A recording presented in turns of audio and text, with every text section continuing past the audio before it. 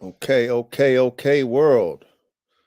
Okay, world. All right, good evening, good Thursday. We are back again with another episode, of Bandog Talk with the Dog God, brought to you by Formula One Canines. That is me. That is I. You know, frames, brains, and motors is my theme, y'all. Y'all know how I operate, top tier level when it comes to performance. Canines, man. That's why I'm Formula One. That's why I'm Formula One. But again, like I said, big salute to all of you guys. Okay, those who are going to be on the live, those who will listen, later on, because I do this to be able to listen, plug it into your headphones. You know what I mean? If you just at home chilling, you can go ahead and do what you do, clean your house, do what you got to do, whatever, and still listen and vibe out to the information. You know what I mean? Bill, Big Bill, what's good with you, man? Hey, how's that girl doing, man? How's that girl doing?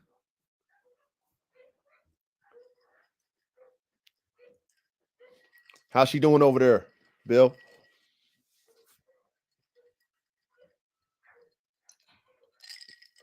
Young Ready, big salute to you, man. Thank you for showing up again. You know what I mean? Thank you for your consistency, all y'all. I appreciate your consistency. You know, that's how we accomplish things in life, man. We got to stay consistent.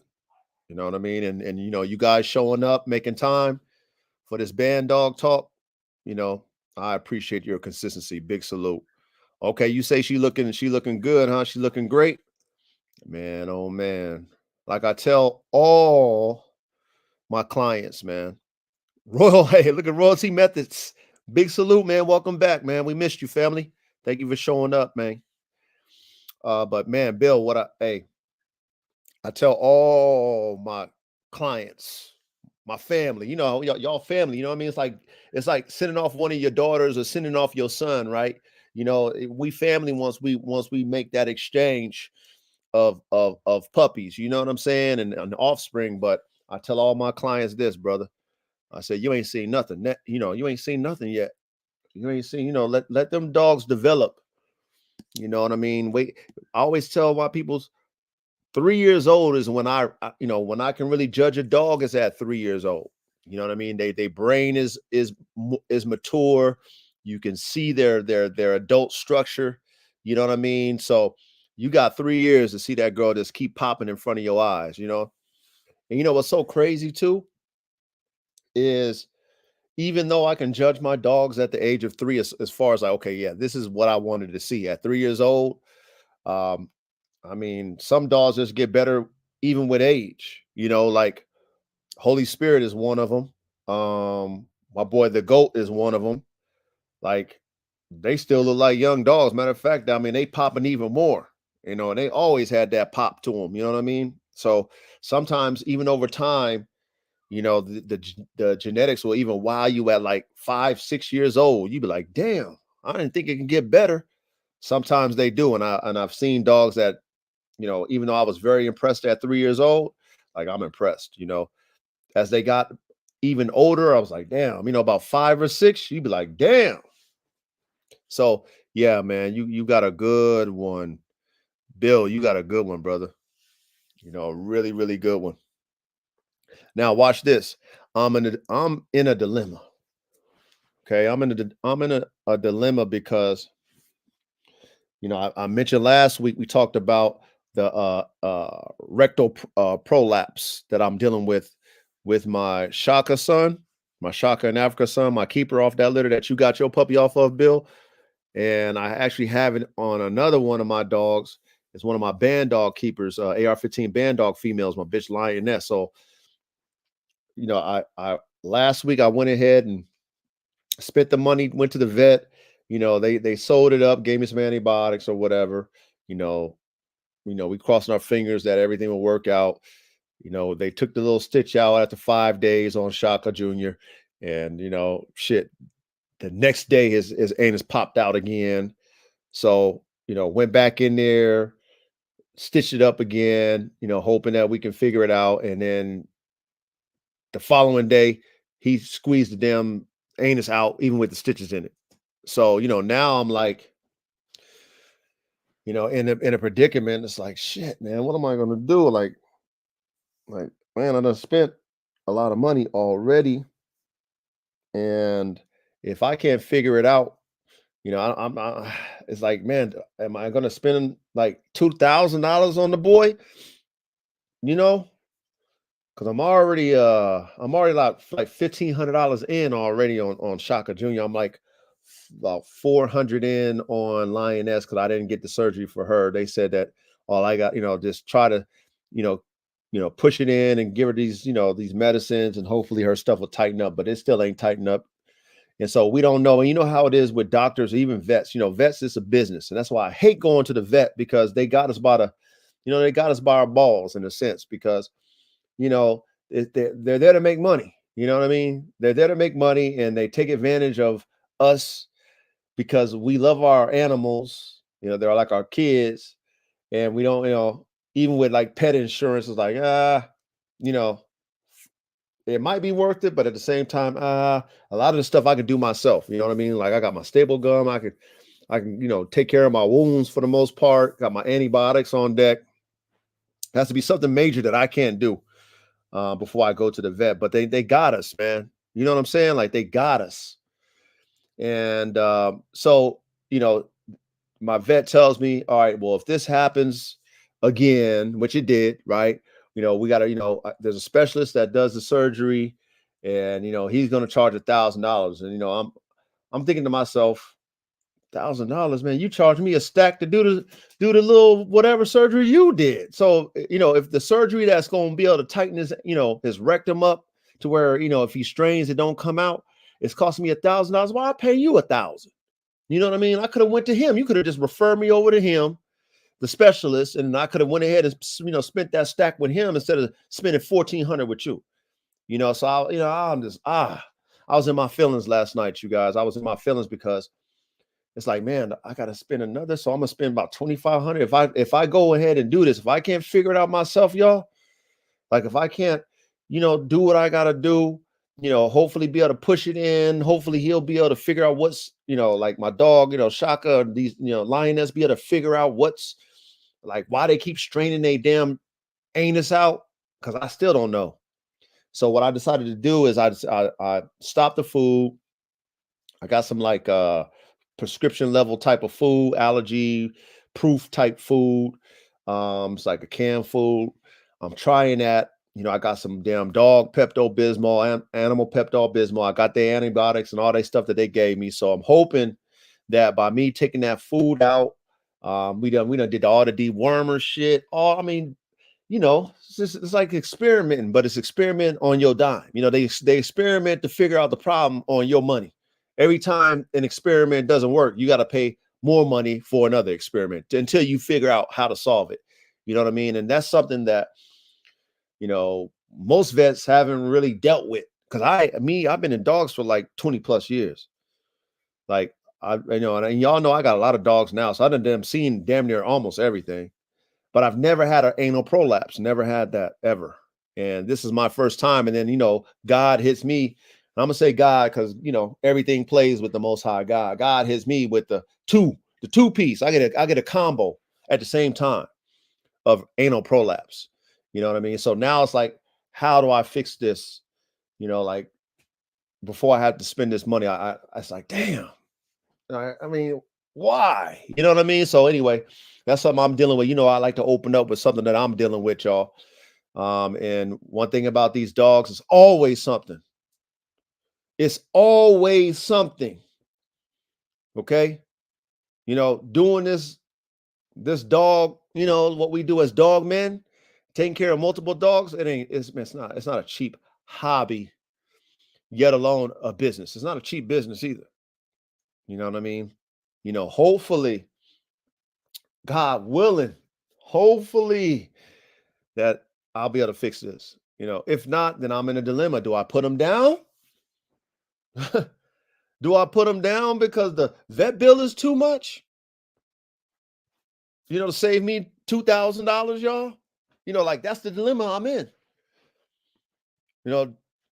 save 2,000, put them down, or save their life, fork over 2,000. So total about 30, what, with Lioness's first shot. So if I get both of the surgeries, it's going to be probably about 3,700 to tighten their ass up, and hopefully that fixes it. You know what I mean? Like, damn, who just got $3,700 just to throw on some dogs? Like, that's the reality of what I'm facing, y'all. You know what I mean? That's the reality of what I'm facing. So anyway, man, y'all pray for me. Pray for me that I figure it out, because I don't want to do my young dogs like that. You know, that's why I went ahead and forked over the money the first time. But it's like I got to do it again. And, you know, when you married, you got a wife, you know, you got to hear it from your wife. You know, I got to hear it from my wife. Like, what? You going to wait, on some dogs? How many dogs you got? You know what I mean? Really? You going to waste that on the dogs? So it's like, damn. So I'm in a dilemma. Excuse me, y'all. I'm in a dilemma. And hopefully God allows me to figure it out, and I ain't got to spend this money, and we can get this situation taken care of, man. But, you know, that's, I like to start off with a little extra credit, something that I'm dealing with these dogs. And it's always something new. It's always something new. But anyway, big salute to you guys. Tonight, let's roll it on the ticker, man. Let's put this thing on the ticker, the topic of discussion tonight. Let's do that, shall we? We're going to put that on the ticker, man. So tonight, and also, if you hear me with the sniffles, right, you know that it's springtime. Not only is it getting close to spring, it's damn near spring, but we just had over here where I'm at in the hills, man, we had the wind blowing so ridiculous. Oh my goodness, the wind was blowing so hard and ridiculous. I don't know why, but it was. So everything was getting just thrown up in the air, man. Everything. So I'm just catching all kind of whatever, whatever's on the ground, whatever's in the trees is just getting blown in my face. So I was outside and today just dealing with it. You know what I mean? So I was over there blowing mucus out my nose because, it tis the season, man. Allergy season. And then it didn't help having all the wind. So if you hear me with the sniffles, I apologize. I'm in the elements. There's no days off for us, Dogman, y'all. There's no days off for me. Rain, sleet, hail, snow, wind blowing, okay, allergy season. It don't matter. It don't matter. I have to take care of the dogs. The dogs got to get taken care of. So, there will be times where you might catch me stopped up a little bit because, I'm in the field, but I'm still going to make it. You know what I mean? I'm still going to make it. I'm still going to be consistent because that's what it takes. All right. So tonight I wanted to talk about this subject matter right here. Okay. Dogmanship. I made up the term. You know what I mean? I'm going to go ahead and stamp that, dogmanship. And I'm sure you guys can kind of put 2 and 2 together and equal 4 and know what that, what is that? What does that relate to? Dogmanship. What does dogmanship relate to? It relates to sportsmanship. Okay. You've all heard, if you guys are athletes or were athletes in your day, okay, there was a thing called sportsmanship. And in this dog game, okay, I'm going to call it dogmanship. Okay. I'm going to call it dogmanship. And this is something that, because the dog game is very competitive, which is when anything that you're in, there's a level of competition, right? So the dog game is a very competitive game because there's money being made and there's dogs being produced. So you're going to get a level of competition or levels of competition. So then you have good sportsmanship, or, you know what I mean? Or you have bad sportsmanship in any type of sport that you're in. Now, being a dogman is not a sport. Okay. Some people like to use that, because it sounds cool, but it's not a sport. Okay. Being a dogman is a lot of work. Okay. And it's not entertaining. Okay. It's a lot of, manual labor, you taking care of the dogs, right? You can compete with the dogs in the sport, but, we are not the athletes. The dogs are the athletes. But being a dog man, okay, there's a level of sportsmanship in being a dog man. Now, you probably won't experience this if you're not at a level in your dog man program to compete. You probably won't experience this sportsmanship slash dogmanship energy that you will, encounter in this dog game, y'all. Now, with me, the dog god, aka the coach, right? I always give y'all from my perspective, right? Me being a player coach, somebody that's in the field doing what y'all doing, and somebody that can come back and, teach based off of my example in the field, right? That's the only way I'm teaching. That's the only way I'm giving out information is through my own example. Okay. As a player in the game called dog game. So, I've been campaigning, I've told y'all, since 2018, like a hard campaign since 2018. What I represent, what I'm about, my dogs, etc. And it's been a work in progress. That's how you learn, right? Through experience, through work. And you always hear me always talking about that work and more work 3 times being rooted in. I'm rooted in it. It don't stop. That's what 3 times mean. It don't stop. It's rooted. You can't take me off the work because I got to get it done. Okay. So from 2018 until 2024 of, in the game now, okay, to the public, here is, me, the dog god, and here are my dogs to the public. And, I'm here to compete. I'm competing with myself first, right? As you compete with yourself, you start to find out that you're in competition with others, unbeknownst to yourself, because that's not what you're in. I'm not in competition with nobody else. Me personally, I admire those who I want to be like. That's the type of man that I am. Not just dog man, but a man that I am. When I see another man doing something at a high level and I can see his workmanship or her workmanship, I salute automatically. I salute. If I see a dog man or dog woman who's below the standard that I want to be at, I just keep it moving. Me personally, I keep it moving. I see, well, that's not my level, so I keep it moving because that's not where I want to be. Okay.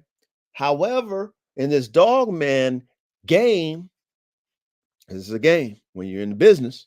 Okay, there's people who go to your game as a dog man or dog woman, right? We're gonna call it a game. They go watch your game, watch your program, and if your program is below par, they're going to tell you about it. Okay. Now, the big guys don't do it, or gals. They don't do that. But, the other ones coming in or the other ones who think they're in, they're going to come in and try to belittle what you got going on. You know what I mean? To make themselves feel like they're doing something right. Now, I'm learning about the actual dog game. Okay. When I started in 2018. Okay. Because now I'm exposing myself to the world, y'all. I'm exposing myself to the public. So being that I'm exposing myself to the public and I'm campaigning the way I'm campaigning, certain people feel certain ways. Certain people who are like-minded will respect it, right? They'll respect, okay, I like how coach is doing his thing, man. I like that. I like what he's doing. I like how he does his own. They'll salute you on the fact that you're doing your thing. And then there's others who will be like in their feelings, right? Or want to just, downplay what you're doing because you're not doing the status quo. They're going to downplay you. All right. So I had to get used to that part of this game because I wasn't expecting it. I wasn't expecting that. I just mind my own business as a man, period. Okay. Now, we deal with jealousy and envy and all that stuff as men. I've dealt with that my whole career as a young man and as a mature man that I am today. Jealousy and envy. That's nothing new. Okay. However, in the dog game, I'm minding my business. It's me and my dogs. I'm just showcasing them to the world. Okay. So now I'm seeing this competition and it's not friendly. Okay. I'm coming in with the friendly competition mentality of I see people who I respect. I see their dogs I admire because I'm a dog man. I love dogs. We all love dogs. That's why we on this on this podcast tonight, right? Because we love dogs. So I see a good dog and I salute. I like it. I love dogs. So like, man, that's an excellent. Wow, it's an amazing dog. You know what I mean? Like I told y'all before, if I see something that doesn't appeal to me, I just keep it moving. I don't go on that person's page or wherever I see the dog and comment on they stuff. Oh, your dog's whatever. Oh, that oh, you should hang it up, whatever, right? I don't do that. I mean, personally, as a man, I don't do that. Okay. Okay. Now, I don't do that. That doesn't mean that others don't do it. All right. So as I'm campaigning and I'm doing what I do as a man in the dog game, just man ethics. Okay, real man ethics. I'm doing real honorable man ethics in this dog game. I'm seeing that the dog game don't really, relate to real man type shit. I'm like, damn, really? And even the OGs that you would think because they've had to pay their dues because we all got to pay our dues in this dog game, you guys. Even the OGs who you would think would know, okay, man, you know what? I had to deal with the same as these, new guys coming in. So I'm gonna keep the pillar high and I'm gonna, show them how to deal with this. But no, they become a lot of those guys become arrogant. Either they won't talk to you, or if they do talk to you, they talk down. They try to downplay what you're doing. Okay. Now, I'm going to give y'all a name. I have to. Okay. Because I felt some type of way about this individual, when me and him had our little bump head. Okay. Now, I'm sure you guys are familiar with the Camelot blood. I think his name is Ken. You know what I mean? I think his name is Ken or whatever his name is or whatever. But I'm sure y'all familiar with one of the founders. I think there's two guys that started that Camelot blood, man. And anyway, I remember when I first, got onto the internet play back in 2018 and, I was, doing my thing. And I remember, tapping into a kennel called Lion's Lair. And he had a dog named Gunner, right? And he had a whole bunch of dope dogs, right? And I remember, because I'm a fan of dogs, I loved how Lion's Lair, his name is Simon, by the way. I loved how he presented his dogs. They all was looking like athletes. He had them looking like action figures, dog action figures. And I love that because that's what I was about. Me, I'm Formula One, right? So I salute cats that's doing the level that I want to do. I wasn't at his level as far as, having my dogs in tip-top shape and all that stuff. I'm there now. I wasn't there in 2018, y'all.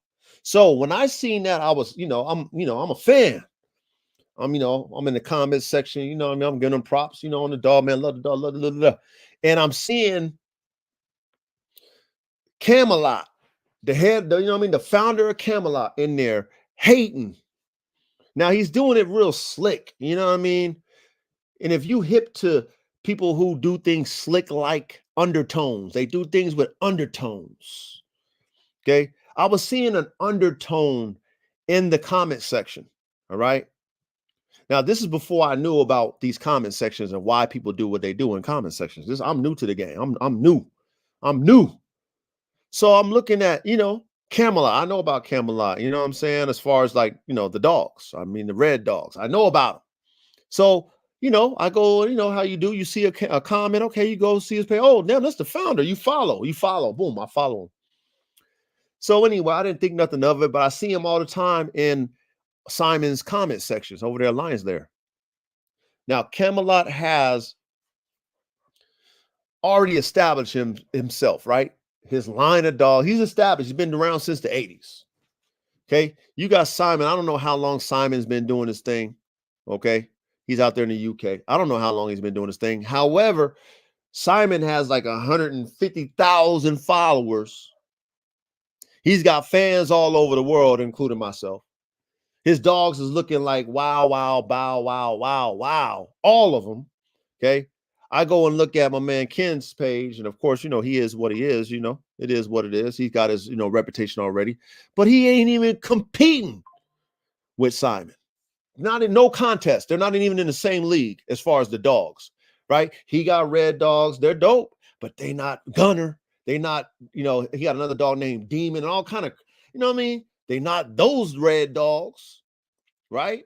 So now I'm like, why is OG, hating on this on Simon, right? But Simon ain't even responding to him. Like Simon don't even respond to his little undertones. I'm like, yo, he's slick. You know what I mean? No, Ken is being slick. So, fast forward.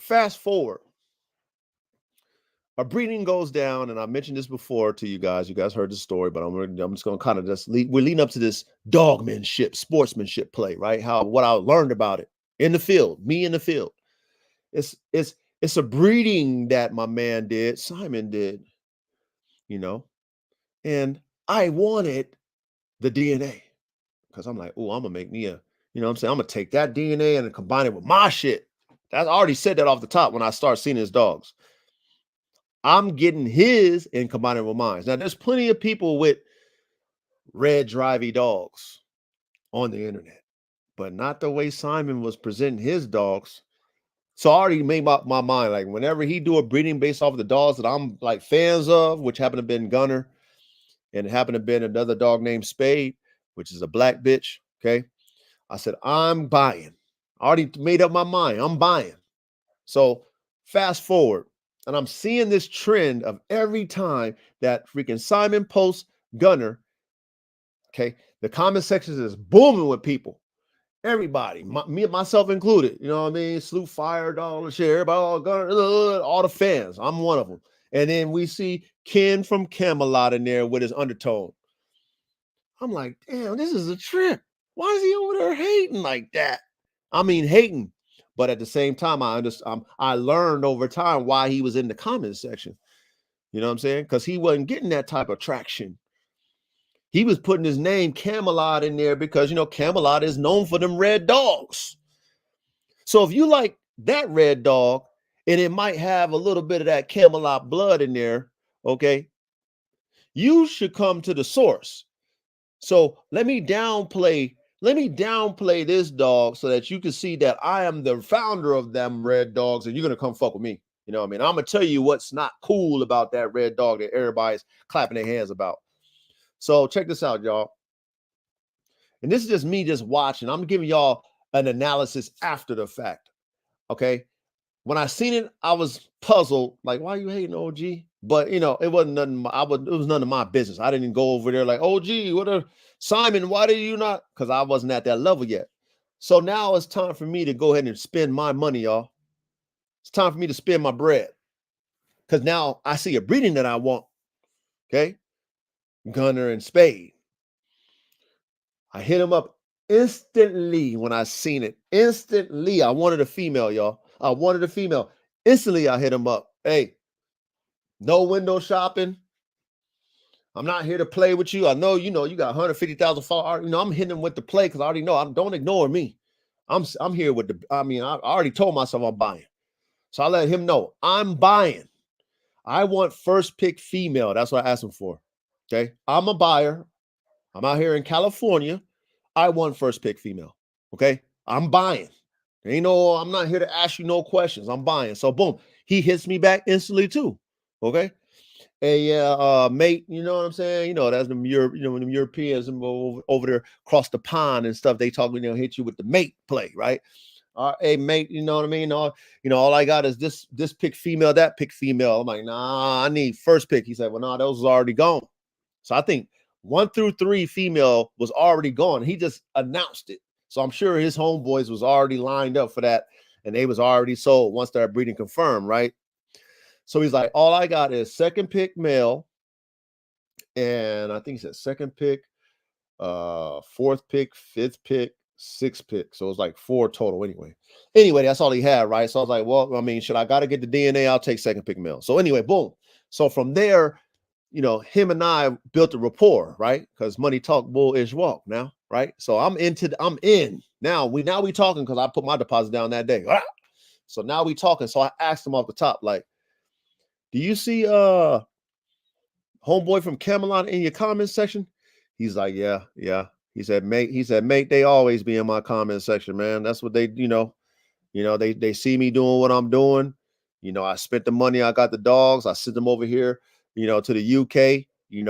I mean, shit, I got the game on lock out here in the UK, period. And I took their best dogs and I got the game on lock. I said, I can respect that. So he said, I don't even pay him no mind. So I'm like, all right, cool. You know what I mean? So I'm obviously talking to a veteran.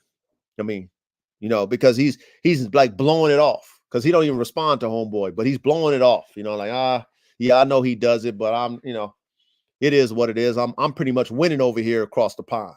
You know what I mean? Like he could say whatever he want to say about my dog. I'm winning. Matter of fact, he in my comment section. I'm not in his. He didn't say that, but how he blew it off, that's what he said to me. So I'm like, all right, cool, right? So anyway, I happen to be at that particular point in time the only person from the United States that got a dog from Simon that was off of Gunner, right? Me at that time. Okay. I think I might still be. I don't know. I'm not sure, but I know at that time I was the only one. So when I make my pick, okay, Simon, does a shout out. Okay. Now I'm building this up so y'all can understand this dogmanship and how it plays, bad and good. Okay, how it plays, how you get this understanding of dogmanship. It's time for me to pick. I pick my dog. I pick out the dog. His name is legendary. He's legendary now. His name is AK-47 Chopper, aka the Bone Crusher. So I pick out this dog, buckskin with the black mask, hound looking dog. He's like a hound dog, man. Floppy ears, long, lanky. Anyway, I pick this dog out, and then Simon gives me a shout out. Shout out to the bully guys. That was my handle at that time. Shout out to the bully guys out there in California, USA, man. This boy going over there, right? So then when he gave me that shout out, you already know what happens, right? When he gave me that shout out, okay, everybody in my DMs, you know what I mean? Like, yo, you getting one of those? Oh, man, I was trying, everybody woofing like they was trying to do it. Oh, I wanted a dog off of that. How'd you get that? That I couldn't get one. I wanted to buy one. Everybody's in my DMs woofing.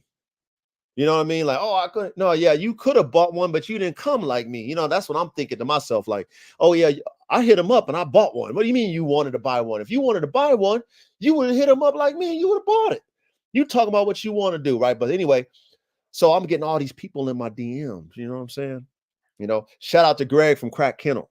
Okay. Greg from Crack Kennel. He didn't want to produce Gunner. He hit me up. He was one of the many that hit me up. He hit me up and he produced Gunner. Because he was surprised that somebody from the States, spent the money that I spent. Because I spent a lot of money on that boy. Okay.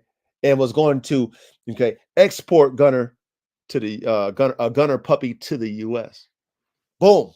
So when I did that, when that happened, how you see your, you go to your little section where you can see your likes and some, followers and stuff on your IG.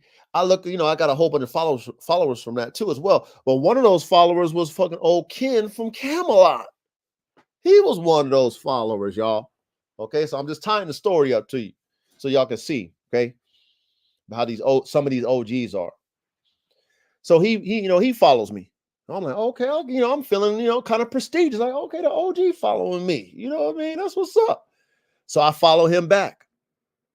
So anyway, over time, probably a year and a half in, 2 years in, and I'm, we liking each other posts and stuff like that. I support those who support me. And all of a sudden, I don't know why he started to do this, but he started to do the same thing he was doing to Simon and me. He started to do the same undertone type of slick talk in my comment section Just like how he was doing Simon. I'm like, oh man, oh gee, are you serious? Why are you doing it to little old me? I think at that time I might have had, how many followers I had? I had more followers than him. Put it that way. At that time when he started doing that slick undertone, poor dogmanship tactics that he was using up there against Simon, right? So I'm like, dang, OG. And I told him even in the comment section, like, damn, OG, like, I thought you was better than that. You know what I mean? Like, why you up in my comment section being messy, man? Like you feminine, like you a female, OG. You supposed to be an example. I had to tell him about himself. Oh, you guys can't take constructive criticism, and you guys think that you guys can do this and do that. So he was trying to give me a lecture on what I should do as a dog man. He tried to give me a full-on lecture. This veteran, this guy who's supposed to be an example, who's established his own bloodline since the 80s. But a man like myself, right, who has his own vision and his own line and his own program, is doing his own thing, created his own buzz from scratch, spent his hard-earned money, okay? You watching from the sidelines. Matter of fact, no, he's watching from the stands. He's not even on my sideline. You watching me from the stands get a buzz and grow. You're watching. You're clocking it. If I wasn't getting any type of momentum, then you wouldn't be in my comment section, right? You wouldn't even never say nothing. But because you see me getting momentum, not only are you seeing me get momentum, but I'm campaigning my dogs, plural. I have multiple dogs on campaign, and I'm doing my own thing like they was doing, right? Like the OG from Camelot did, and his partner was doing with they dogs, they big red dogs. Okay. He want to downplay me, tell me, I need to throw everything out in my yard. Can you believe the audacity of this man, this dog man? He don't know me. He just watching from the stands. He see my momentum. He see my comment section jumping. So he's doing what he's doing to me what he did to Simon. Now, see, I'm new to this. I don't know this. I'm sure Simon had his reps dealing with these type of people. So that's why he can ignore them, because he's already at his level. So he's like, I don't even deal with them. I just ignore them because I'm already me. You know what I'm saying? I know why they're doing it. I've already confronted them. But this is my first time dealing with somebody at a high level trying to downplay little old me. I'm little in the dog game. He's Camelot. Why are you in my shit downplaying me? So anyway, he got in his feelings when I showed him the mirror. How you kill people in life, you show them themselves. You don't get on their level and play the tit for tat. You just show them the mirror. And that's what I did to the OG. You know what he did when I showed him the mirror about himself? I just showed him himself. You know what I mean? Showed him how, like, bro, you're supposed to be an example. Look how you know what I mean? Look how you are, man. You know what I mean? Stay out my yard, bro. Don't tell me what I need to. Don't tell me I need to get rid of my whole yard.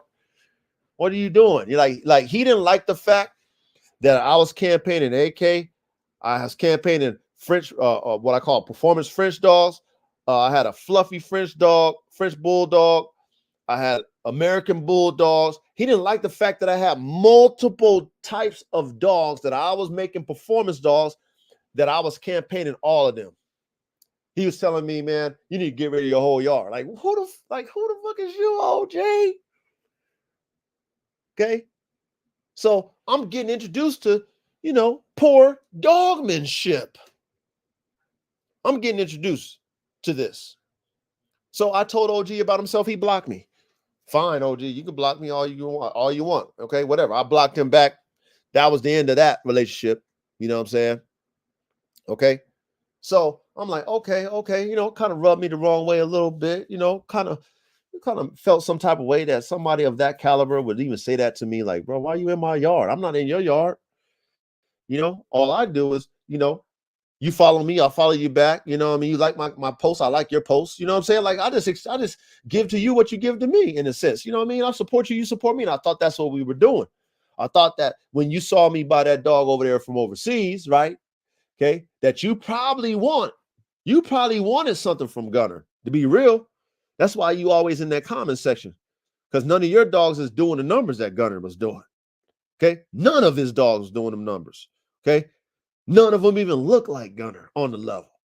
All right. And for those of you who know who Gunner is, ain't none of them Camelot dogs fucking with Gunner. Period. It's a fact. Now, you see me from the United States get one of his offspring, the only one with his offspring. Of course, he's going to follow me. He wants to see what I'm going to do with that. He wants to see what this guy who he don't know, who spent the bread, who's getting that dog exported, imported into the United States off a Gunner. He's like, oh man, I got to see what this motherfucker going to do. What's he going to do? What? He bought that dog? What? Boom. And then he downplayed me because he see me growing. He see me campaigning. He see me pushing my own wave. I'm like, damn, what a poor sport. Why would you do that to little? Why would you not encourage me like you probably wanted to be encouraged? Why would you want to tell me I need to get rid of my yard? Boy, did you know how much I spent on my yard, OG? OG, you know how much I spent on my yard, OG? You don't like my fluffy Frenchie? You know I was one of the first ones to own a fluffy Frenchie, OG. From a top tier, tippity tip top tier, well-known, multi-million-dollar breeder of French bulldogs in general. He has every French bulldog ever thought of. That level, I got it from him. Okay. Do you know what type of dog man I am, OG? Of course you don't know, because you don't know me. Why would you tell someone you don't know what they need to do with their yard, OG? Okay, so boom, that was my first introduction, y'all, to poor dogmanship from a well-known dog breeder. Okay, well-known, y'all. Hey, live your life, dogs. Big salute to you, man. D. Anthony Wilson, man. Big salute to you, man. We cooking. Okay, I'm giving it to y'all just straight from the field. This is straight war stories from the field. Okay, my experience, so y'all can understand what this is all about. So when you experience it, you can relate. You be like, man, I remember the dog guy was talking about this. He told us about this. He told us about how they was gonna play us. Okay. And like I said, I'm new to the dog game. I'm just campaigning for me. I'm campaigning my program. I'm different. Okay. No different from the OGs now that's successful who campaigned their own program back in the day. I'm no different from them now. Doing their own thing, establishing their own lines, all the stuff, right? And then they blow up finally because, they're whatever they cooking up, whatever they built, whatever their program is starts to become popular, they blow up. They become a name brand, right? So I'm not doing nothing new. However, these people who make it, they forget. You know that old thing, don't forget where you come from. They forget where they came from. They do. They do. And this is what I'm learning about the dog game. I'm just coming in, just introducing myself and, showing my dogs. That's all I'm doing. That's all I'm doing at this point. I haven't even sold any dogs to the public yet, by the way, as far as to the masses. I've sold dogs back in 2005 when I started with dogs, but it was to my partners. You know what I mean? I never had to advertise, never had to get on the internet. Okay. All my partners wanted my dogs. So I was easy to have a litter and sell all my shit to my boys. But anyway, this is my first introduction to the world of selling dogs, showcasing dogs to the world. This is 2018. You know what I mean? So now I'm feeling like, okay, man, I must be making it if I'm ruffling OG's feathers, right? Okay, so as I'm campaigning, right, and it's mainly the pit bull community that you get this type of energy from. The bully community, sometimes you might get it if you pumping the exotics, because a lot of people don't really feel the exotics. Me personally, that's not my cup of tea, but I don't hate on anybody who does exotic dogs. It's not my cup of tea when it comes to the bully style dogs, but I'm not going to exotic pages and hating on them, going there, all the dogs is trash, all them dogs unhealthy. I don't do that. That's petty. If that dog man wants to do exotic dogs, salute to you, do your dogs. Okay. So I'm campaigning my pit bulls, which I happen to have 2 blue colored pit bulls, and y'all know who they are. who have become very popular thanks to my campaign. And thanks to them, really. But thanks to my campaign, okay? Okay? They have 2 black sisters and 1 blue sister. Actually, they got 3 black sisters. I sold one of them. But I have 2 black sisters and 1 blue one. Okay? When I promote the black sisters, Africa and Tiny, don't nobody ever tell me that they are not pit bulls. You know why? Because they're black and they've seen black, let's say, game pit bulls. Because it's a certain community that, be extra credit with their shit. I don't get questioned about them. When I was promoting the Holy Spirit, because she happens to be what they call a blue colored dog, which is technically what they call a dilute black. When you understand genetics, it's just a black dog with the dilute gene. That's all it is. But a lot of ignorant people in the pit bull game, right? Okay, so anyway, I have my pit bull program. I already established that back in 05. Okay. I get AK, okay, because I wanted to make a bigger version of what I already have. So I purchased AK, imported his genetics over to, to the United States, to California to be exact. So now I'm campaigning my pit bull plans. I'm campaigning Shaka. I'm campaigning Jaws. I'm campaigning his sisters, their sisters. I'm campaigning AK. Okay. I go to these groups on Facebook. Okay. These groups. I went to this it was like a performance type of athletic type dog group, and it was a big group. I think it's dismantled, I think now, or it might not be even be dismantled, but it ain't the same. It wasn't the same as when I first got to it. But it was a big group.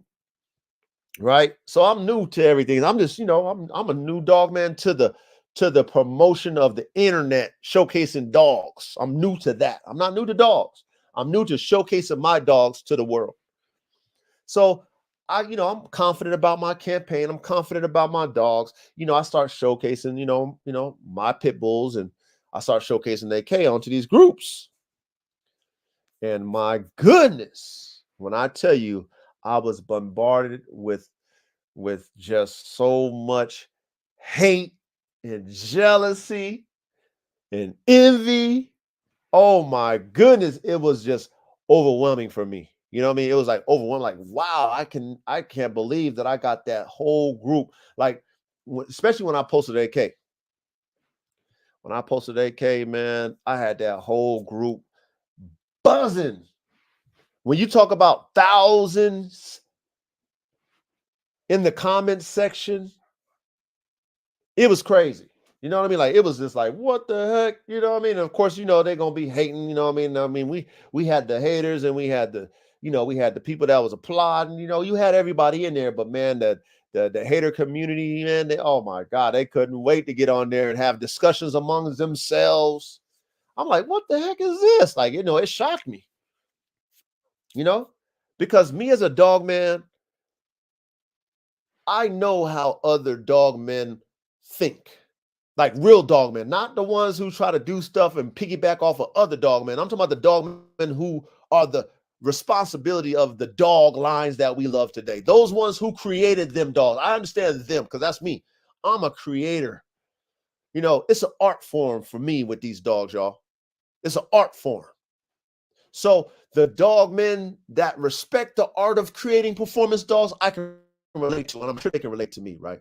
So when I'm out there campaigning my vision as a dog man, and I'm showcasing a dog, okay, named AK-47 Chopper that I got, okay, from overseas, and I based my vision off of the parents. I didn't know what was behind them. Okay, I didn't know what was behind them. I didn't ask Simon, can I see a pedigree? I don't do that. I keep it. I kiss. Remember we talk about that kiss method? Keep it simple, stupid. I keep it simple, stupid. I kiss method. I look at the dog, the sire. Oh, I like him. Oh, I hope I can get that, because it's a dice roll when you're playing with genetics. Anyway, I don't care what the pedigree say. So I'm like, oh man, I hope I get a dog like him. I like him. I need his genetics. Ooh, I hope I get a dog like her. I like her. I need those genetics, right? I talk to the breeder. I ask him A, B, C, D, E, F, G. Maybe even take it all the way to Z, right? Okay. Maybe even take it all the way to Z, A to Z. I talk to the breeder. He gives me my checks and balances. He gives me my checks and balances, y'all. I analyze it with my own common sense. I use common sense. Okay. Because genetically, mathematically, I don't know what I'm going to cook up with it, but I use my common sense based off of what I'm asking. He gives me my answer. I get that. I get that. I get it. Okay, cool. Let's buy the dog. Boom. I buy the dog. I get the dog. His name is AK. I get it. I get him. Okay. I pick him out strictly off of frame. I don't know his drive, even though his dad has drive, his mom has drive. The breeder told me they got drive, right? I didn't know that drive. I can only pick a dog off of what it looks like. It's a puppy. Okay. But because I wanted to create a larger version of what I already had my pit bull. I was very satisfied with my pit bulls. Very satisfied. I got the drive, I got the muscle, I got the structure, I got everything that I want out of my dogs. Okay. Okay. Been working on them, cooking on them since 2005. Now it's 2018. Okay. I get my AK. Okay. I get them and I got the frame I wanted. That's all I seen was the frame. It was long legs, nice bone, long muzzle, narrow mouth, all the stuff I seen. I was like, yep, that's what I want.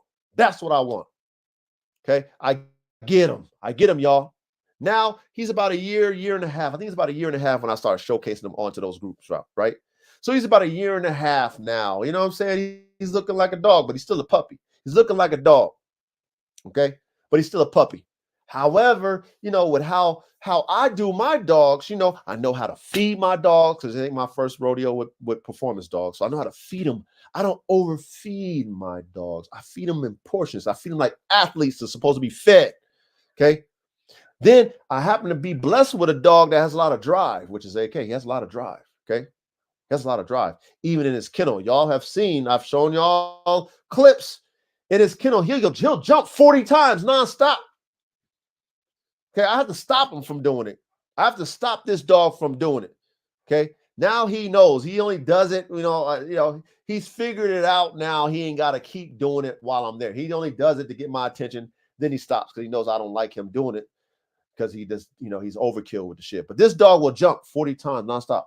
I can count. I just, if I did that, you'd be like, what the hell? That's the type of athlete this dog already was. Okay, so I'm working him, right? I'm working him at a year old. So he's about a year and a half. So he's looking top tier, man, looking like a damn full-grown, mature dog, but he's still a puppy. So I'm showcasing this dog looking like this athlete. And man, oh my God, y'all. And I'm posting him as a double XL pit bull. Oh man, oh shit, man. They was, man, we was in the thousands of comments. Okay, 2,000, 3,000 plus likes and stuff. It was crazy. It was crazy. Now I was overwhelmed because I just wasn't expecting to get, hit with all these type of different people, man, and trying to tell me what I should do. And oh, you can't do that. Ain't no such thing. You can't call your dog is a mutt. Your dog is this. Dog is a curse or this or that. I'm like, wow. Now, nothing in them groups was doing numbers like AK. Not one post was doing numbers like AK. None. They couldn't wait to get on AK's posts. Anytime I post AK, oh man, the whole community come out, man. It's a debate. I'm not even in them comments. At first, when you knew you trying to respond to everybody, you trying to defend yourself. You know what I'm saying? You trying to defend yourself and shit. You know what I mean? Because you feeling kind of like you taking it personal, like, dog, man, I'm just showcasing my dog. Y'all just attacking me and attacking the dog. But I had to learn why they was in my post. It took me a while. It took me actually a couple of years, y'all, to learn why they show up. Okay. Why these people that is in your comments downplaying you are following you. They following you too, but they can't wait to get in your comment section and fucking, talk they shh. So now I'm getting introduced again to this dogmanship / sportsmanship of this dog game. There's a lot of poor sports or poor dogmen and women. A lot of women too. Oh my God, the women was over there being extra credit, being messy as hell. So I'm like, wow, is this really what the dog game is about? If I was promoting a dog that was already popular, then they would accept me. Then I might have maybe 10, 15, maybe I'll have 50 people giving me the thumbs up. Maybe I'll have 300 likes, maybe 500 likes. I don't know. But because I come in brand Nubian, I have a dog they ain't never seen before. You ain't never seen a dog like AK before until I posted them.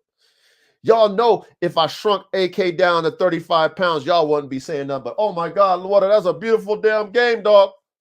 Oh, look at how athletic. Look at his body. Look at all that. Oh, man, what a beautiful game dog. What bloodline is he? Is he Eli? Is he Chinaman? What is he? What is he? Is he Mayday? Right? That's what they be asking me. If he was a little 35, 45-pound little standard game pit bull.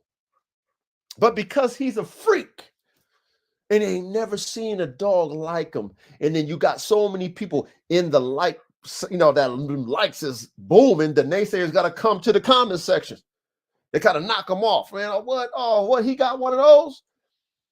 He got one of those? Let me knock him off. So in my beginning, development of being a dog man to the world, right? That stuff caught me off guard, y'all. I can't front. It caught me off guard.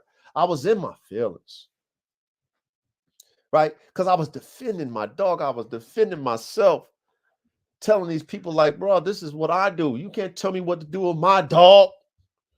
You can't tell me that my dog ain't what it is. I know how standards are made. I know the order of how a dog comes before any type of standard. I know how they make breeds of dogs. I know the process. Okay. You can't tell me, but at the same time, see, I'm defending what's right about what I'm doing. Okay. And these people are really low key loving what I'm doing, but they hating because they ain't did it. They're hating me because they don't have an AK-47 chopper. So they want to take me off my pedestal and have me thinking that what I'm doing is a joke. So that, my momentum just fades off, right? I just fade to the black. I call my dog what they tell me to call my dog. Right? That's what they wanted me to do. Real shit, y'all. However, remember, I came in the game with my own play. I came in the game wanting to create my own dogs. I didn't come in the game buying other people's bloodlines to try to continue what they've already done. I didn't do that. That was never my vision as a man, as a child at 8 years old when I had my vision of wanting to create my own dog. At 8 years old, I wanted to create my own dog, y'all. At 8. So when I was finally able to do it, have my land, have my money right, I'm going to do it. Studied the best. What I mean by study the best, I watched, I admired. I didn't call them and say, hey, man, give me your recipe. I just watched and admired their productions. I was a fan. Oh, wow, that dog's amazing. Oh, man, that was me. I liked that. I love performance dogs. I like muscular working dogs. I like impressive frames on dogs. I like drive. I like battle-tested type. That's just me. That's just me. And that's everything, right? From my cars, right? Me being an athlete myself, right? That's just me. So I wanted my dog. So I studied people who had them dogs. Big, big, big, big salute to all y'all again, man. We cooking tonight, man. I'm giving y'all some real in the field stuff. Big salute to you, Tyler M, man. Big salute to you, Eli. Big salute to all y'all, man. Hey, I'm gonna get to y'all comments. I haven't forgot about y'all. I'm trying not to lose my place because it's a lot, man. Okay. I'm trying to tell y'all as much as I can in a short amount of time, but this is years of information and data and intel from the field now. Okay. That I'm trying to, put y'all hip, get y'all hip to what to expect when y'all are doing what I'm doing when it comes to dogs. You know what I mean? And like I always tell y'all, I don't knock any dog man or dog women for doing whatever you want to do. Whatever you want to do. If you want to take a bloodline because you like it and you want to continue that, do it. You know what I mean? Like, do you? Okay. However, I'm on the road less traveled. I'm starting from scratch. I'm cooking up my own. Okay. I want to be known, me, the dog god. I want to be known as, them Formula One dogs. You know who started that? Man, the coach started that. The dog god started them Formula One dogs. I want to be that dog, man. That's always been my vision. Okay. But of course, I'm going to be dealing with all the naysayers and haters and spectators, which I'm letting you know what you're going to experience. And then you're dealing with poor sportsmen or poor dogmanship from other dogmen and other dog women. Some at the highest level and a lot at the lowest level. Okay. A lot more at the lowest, but some at the highest level, right? Okay. Now, as I'm campaigning, y'all, okay, I'm getting a buzz, you want to call. We call it a buzz. We get a little buzz, right? Because now I'm noticing that these people who are talking down on me is are some of my followers. So I'm like, damn, now sometimes you be in your feelings and you want to block people. I don't do that. Like I said, I've done experience the low key haters and the low key, people who are envious. They low key. You know what I'm saying? I didn't experience that in my manhood. Just dealing with life in this world. So it's like, you're there. It is what it is. I ain't gotta block you. You're not really bothering me because I can ignore you, right? Like how Simon did Homeboy. I can really ignore you, and then I'm killing the energy that you're trying to push on me because I'm ignoring you. I can ignore you. But see, I'm good at what they call the mirror on the wall. I'm good at that. I'm good at showing people the mirror. They look, you say something and it bounces back at you. What you say, it bounces right back to you. I'm good at that. You know what I'm saying? I'm very good. I'm very seasoned at dealing with and melting people with their own shit, right? Their self, showing them themselves, right? So now, like I said, I'm learning the game. I was getting Whitney. We call that that's so emotional. I call Whitney. When we say Whitney Houston, I get so emotional. I was getting emotional too, but I was responding non-emotionally. I was emotional, but I didn't respond that way. You know what I'm saying? I responded with some mirror talk, even though I was very in my feelings, y'all. So, a part of me was kind of getting discouraged a little bit. I was getting discouraged a little bit because I'm thinking now, like, damn, I'm doing my own thing. I have top tier dogs, but they're trying to tell me that what I'm doing is trash, and my dogs is trash and mutts and all that stuff. So I'm like, like, why they trying to tell me my dogs is mutts, man? I mean, I know my dogs ain't mutts. You know what I mean? But you hear that a lot from these naysayers and haters. And those would be the main ones in your comment section. There'll be more of them than your fans, right? Because there's a lot more of them haters in them. There's just a lot of them. You know that. So you almost damn near, subliminally start to believe the shit. And, I wouldn't say I was believing it, but I was feeling like, damn, like, why you calling my, you know what I mean? Like, why you calling my stuff this and then the third? Like, I'm not game goofy when it comes to buying dogs. I done bought plenty of dogs. I done had duds. Yeah, we all have had duds. But I mean, I know what's a good dog. So I was feeling that a little bit, you guys. I was feeling it. However, I just kept going. And then over time, right?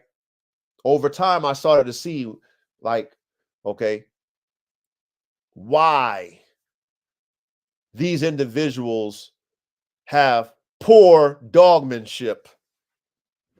Okay. Why some of the OGs have bad dogmanship.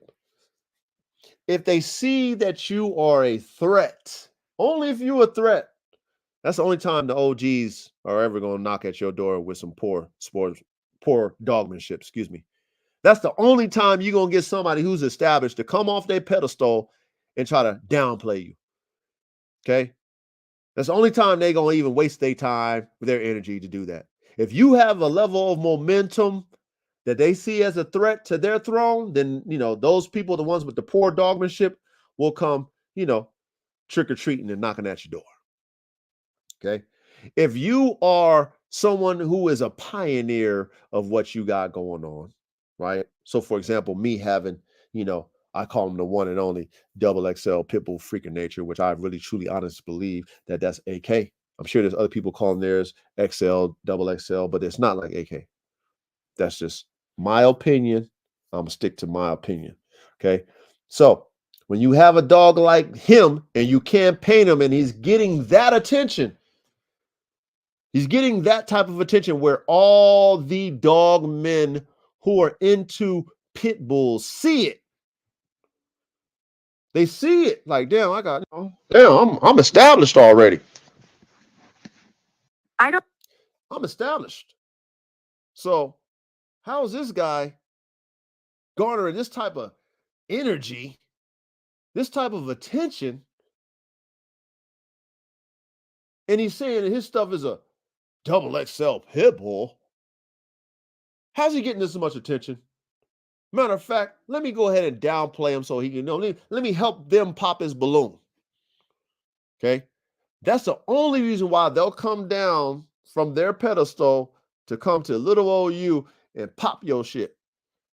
Because then all the naysayers and all that gonna be, yeah, OG, yeah, tell them. We've been trying to tell them that. That's the only reason why. That they will. Okay. Other than that, if you ain't got no wave like that, and this is what I'm learning. This is what I'm learning still. If you ain't got a wave like that, they're not gonna waste their time saying nothing about you. They're not. You know what I mean? You won't ever. They probably won't even respond to you when you even ask them a question. Because they're like, man, you're another window shopper. You know what I'm saying? Like, why am I even gonna waste my time even responding to your message, bro? You a window shopper. You ain't spending no bread with me. You know what I mean? But then when they see on their platforms, this guy all of a sudden talking about he got this and he got that. He calls his pit bull line XL pit bull Draco. There ain't no such thing. What are you talking about? Stop promoting that shit. You're just misleading the people. Oh my God. Now watch this, y'all. Okay. Now, as I was getting the hate, I was getting a lot of love too. You know what I mean? I was growing. I'm still growing. But back at that time when I'm talking about, I was growing, because people were seeing what I was talking about. They liked what I was pushing.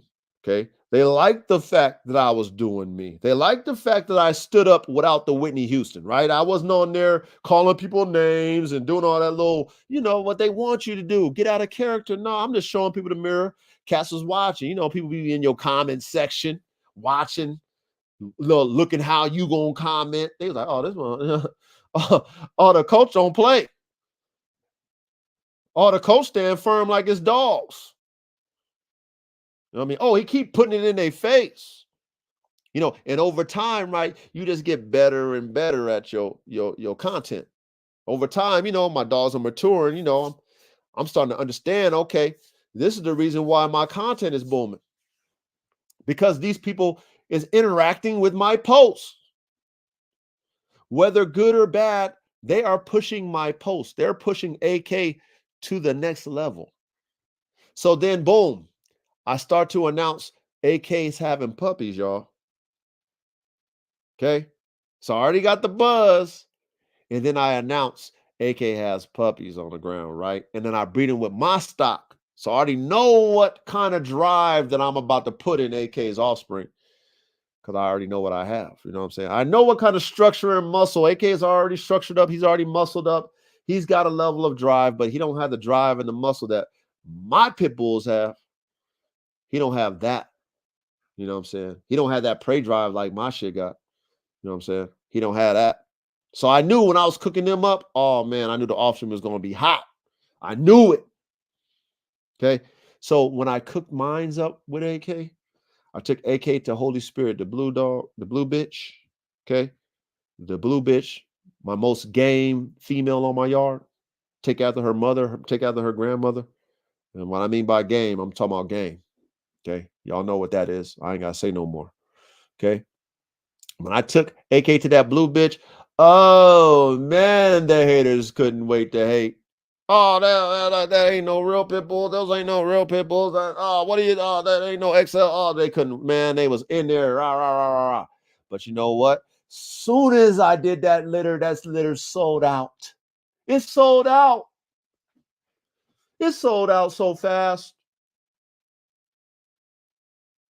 So shout out to everybody who got a piece of that.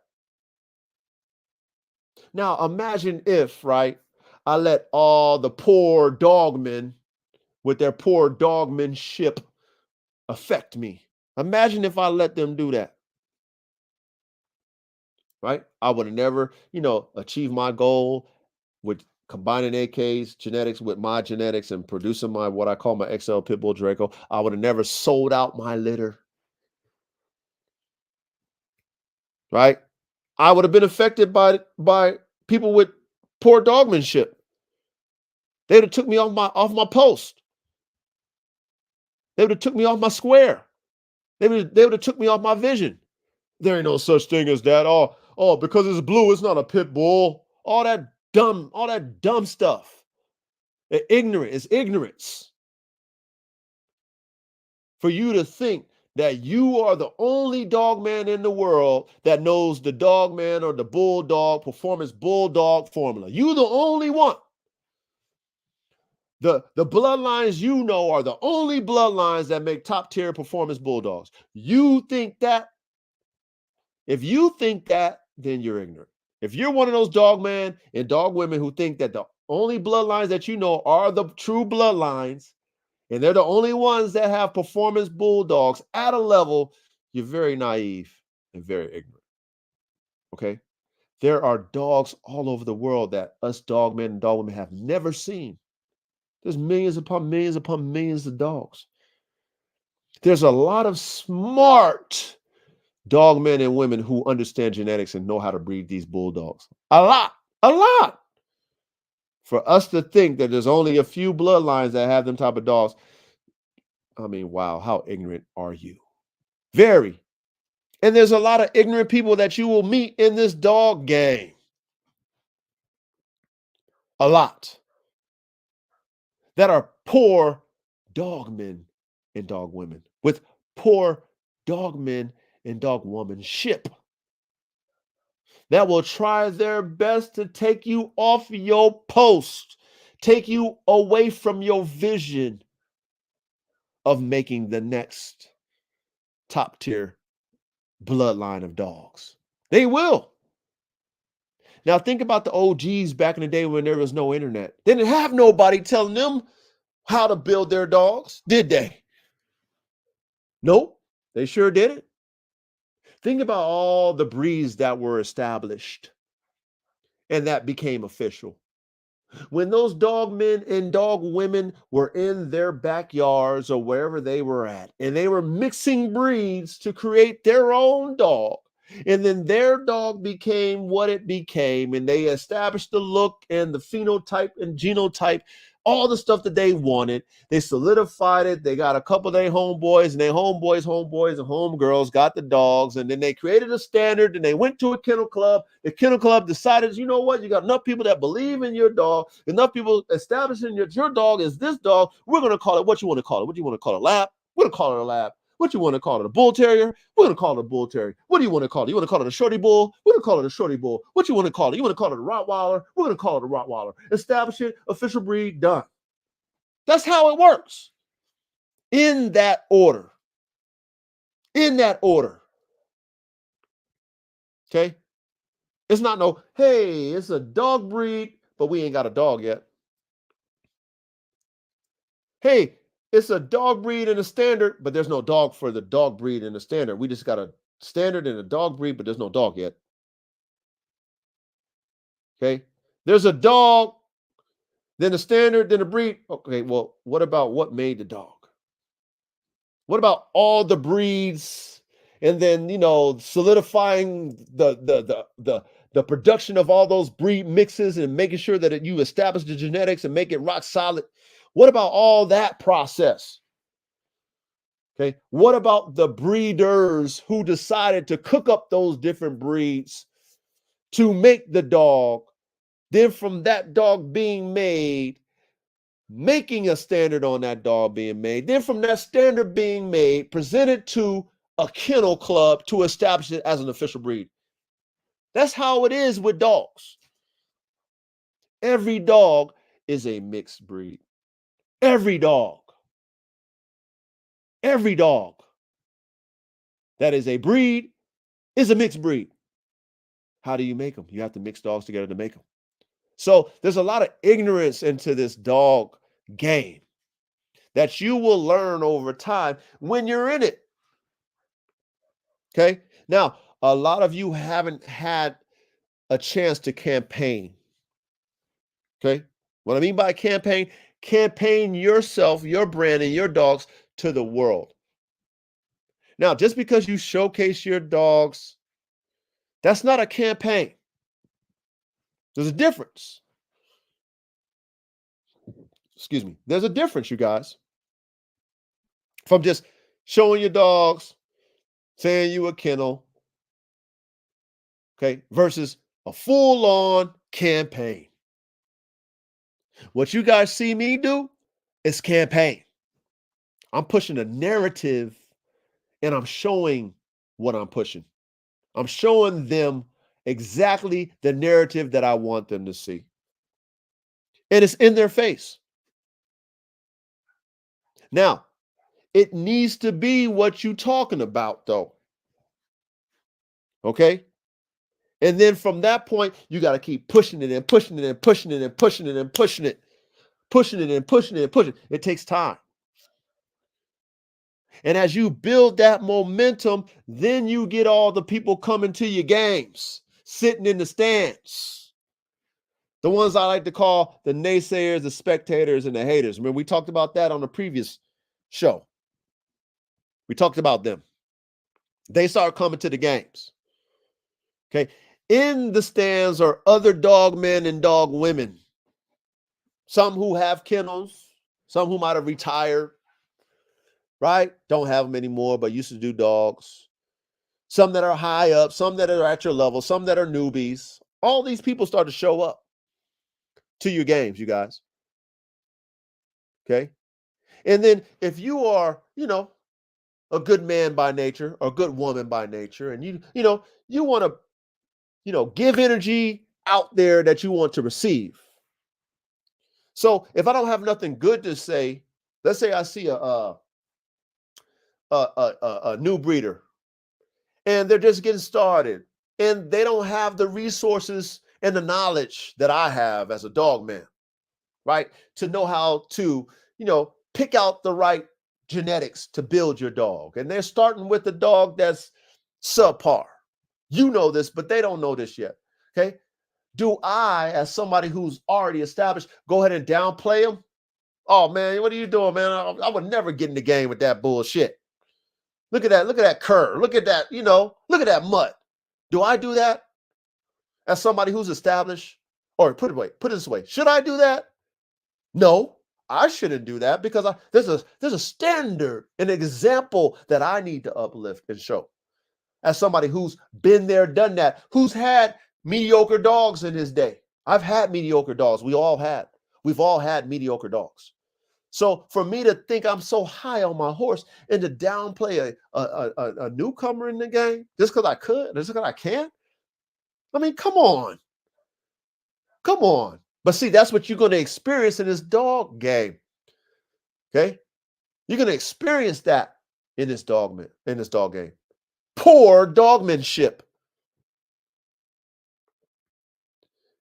It's like a disease in the dog game, actually. It's a disease and it's spreading. Thanks to social media, though. Like I said, the OGs back in their day, excuse me, not our day, back in their day, they didn't have this. They can mind their own business and they let their dogs speak for themselves. And then when their dogs become whatever that dog is, all about the dog. or dogs. If you're blessed enough to have multiple dogs that are top tier, salute to you as a dog man. But it's all on the dogs, not on us. So if you are blessed to have dogs that show themselves to be top of the tip top and gives you the reputation as the one that produces them, like, yo, you produce that dog, man, that dog is superior. Then, hip, hip, hooray, clap your hands. Okay, that's how the OGs was dealing with their stuff. Nobody was in their lab telling them how to cook up their dogs. Nobody. It was them and their partners, whatever, their wives, their spouses. They were in the lab with the recipe, but I'm sure they wasn't telling them how to cook. Oh, you can't do that. You can't do that. Oh, that dog ain't this. That ain't. No, they wasn't doing that. They let the dog speak for themselves. If the dog was if the dog was that level, then you can see it. And if they're your partners, you're not going to take the constructive criticism, as a negative thing, because they're your homeboys. They ain't coming out no hateful, spiteful way, like just try to down your dreams and goals. If the dog is like, man, the dog's kind of jacked up, man. Don't you see it? Like, yeah. I see it. Thanks for telling me, man. You know what I mean? They're not going to tell you the dog is jacked up when it's not. However, on this internet, they're going to tell you your dog is a mutt when your dog is the best thing in the world. They're going to tell you don't know what you're doing when you got consistency in your program, right? They're going to tell you there's no such thing when it's it's right in the flesh in front of their face. They're going to do all that.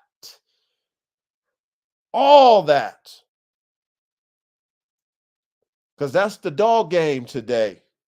Poor dogmanship. That is in. That is what's in. That's the in thing to do for some reason.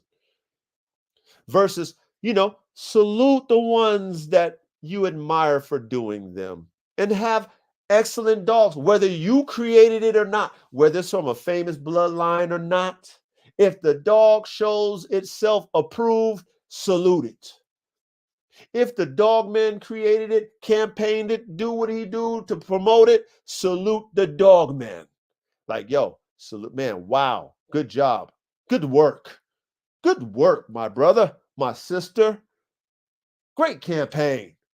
I'm trying to get my campaign. I got dogs. My dogs, I wish my dog was as popular as that dog. What a campaign. Can you give me some tips? Like, that's what you should be saying.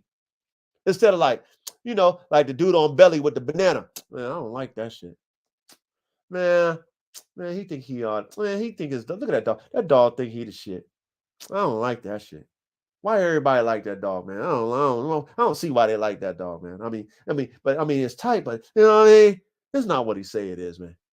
Like, you know what I'm saying? Like, that's the game now, y'all. That's the dog game today. Poor dogmanship. Very little good dogmanship. Now, there are a few, and I'm going to say a few OGs that are at the top of the game that are good dogmen, and they will encourage you. Very, very, very, very, very few. It's in a percentage. It's a small percentage of them, because a lot of them are just too arrogant. They forget where they came from. Don't be discouraged by those individuals. It is what it is. Those are just people with poor character. They're not humble. And there's a lot of them out there that's that way. So, a lot of you new guys coming in, you might even reach out to them. You wonder why they don't hit you up. Don't wonder why. It is what it is. They're arrogant. They're not going to hit you up. Don't take it personal. Pay your dues. Pay your dues. When you pay your dues and you get to a level where they knock at your door, you introduce yourself. Then, whenever you get on that level where you at that eye to eye, you guys are sitting at the table and kind of, trading these war stories about these dogs. You tell them about themselves. You do it in a, very respectful way, but you show them the mirror. Remember what the dog guy told y'all? Remember what the coach told y'all about the mirror? You show them the mirror. Like, hey, man, I remember when I reached out to you back in the day and you'd ignore me. Remember that? Oh, was that you? They'll start doing that Michael Jackson. They start backpedaling. But that's all you got to do. You ain't got to make no big deal about it. But, just show them the mirror real quick, put it back, and keep it moving, because that's how it is. That's how this game is, the dog game. Okay. It's no friendly competition anymore. Damn near in life. It's pretty sad that it's this way. Because friendly competition is healthy competition, right? Right? If I'm competing with you to make you improve yourself, then it's good, right? Because I want to see you take it to the next, because there's more that we can do, right? We don't want to be complacent when it comes to what we're doing with these dogs. We should be getting better every generation. If you really in tune with your dogmanship like I am, especially us doing performance dogs, okay? Every year, like how they do cars, like every race season for any type of racing sport, every year they're trying to be faster, better, faster, better, faster, better. Every year. That's their goal. So they're in the lab cooking again, right? They're cooking every year. Okay, okay. Damn, we had a championship season this year. You know what I mean? Great. Okay, how can we, up our times? Okay, well, sure. Let's talk to the engineers to see how we can cook. Let's go into our lab, let's experiment and see what we do. That's how we should be doing with these dogs. When you have friendly competition, that's what helps us as dogmen raise the bar higher. Right? Man, I love the dog you made last year, man. That dog was but man, hey, I got something for your ass though. Oh yeah, yeah, man. You know how you did this, you know how you did that. Yeah. Well, I'm gonna take what you did. I'm gonna do this and do that. Oh yeah, yeah, man. Matter of fact, let's do a little friendly wager, man. I'm gonna put a stack on it. I'll do that. I'll do that before you. Like that's how it's supposed to be as dog men and dog women. That's how it's supposed to be. Friendly competition. Not no, I'm going to downplay you. All your shit ain't, how they do. All you ain't shit. Yo, shit ain't, yo, man, he ain't no dog, man. Oh, man, he this, he that. No, man, don't fuck with him. Don't buy no dogs off of him. He, he think he all that. He ain't, no. Nope. That's not how it's supposed to be. If you in this for the dogs, that's not how it's supposed to be. Why would I downplay you as a dog man? I want you to make your dogs better because I care about the dogs. So if I see your dog lacking something, okay, like for example, I always like to put it on me, y'all. I like to put it on me, y'all. Okay. So for example, I get a dog, his name is Red Tiger. Okay. And his brother, Brutus. And the breeder warns me, and I told y'all the story, but I'm just going to make it relevant. Warns me about the lack of performance as far as their ability to cool themselves off. Overheating issues in the bloodlines. Those dogs are known to blow up, overheat, have heat strokes. That's what the breeder told me. Okay, this is their blood. I'm buying. Now, me being smart and a businessman, me knowing the intel, I could have just put them in, made them house dogs, because I have a big enough house to have them in my house if I wanted to. Kept them babied them type of dogs because I wanted, they had the look to have everybody oohing and on, right? And I could sell them off the look because that's how I bought the dogs. So I never owned one. I bought the dogs because of what their ancestors look like. And I wanted that look, that phenotype, okay? However, I'm a performance dog breeder though. See what I'm saying? Do you see? That's me. So I'm going to test the performance in them dogs too, even though I already had the warning from the breeder that them dogs overheat. Well, guess what? Them dogs overheated like the breeder told me. Overheated. Now watch this. I had a gentleman, and I'm not going to say his name because I respect him a lot, okay? When that happened, he told me it was my fault. He said, you killed Red Tiger in them. And he was serious because he wanted the semen off of them because he had his own program. But his program is not performance. And like I said, I respect him. So I'm not saying his name. But there's a difference between me and him. His is the looks. He has a very successful program based off of looks. I'm creating a performance. I'm creating a program based off of performance and looks, frames, brains, and motors. That's my program. So when he said that, I respected it because he's right. I was the cause of that.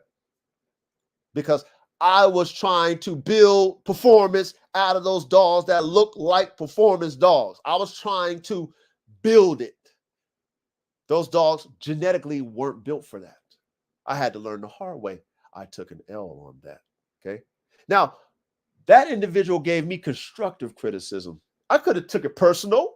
Oh man, why you blaming on me, man? I could have did that because I love them dogs and I was hurt. So when he put it on me, like, that's your fault, coach. You did that. You killed them dogs. And he was serious because he was upset at me because he wanted to use the semen. But I respected what he said because I knew it was constructive, even though he was upset. Even though he was serious about chastising me for that. Okay? One dog man to the next, I salute that. I salute that. Okay? Now, if it was from somebody who, I didn't have that type of relationship with, I didn't know what type of dog man he was, you know what I mean? I would have took that as a dig.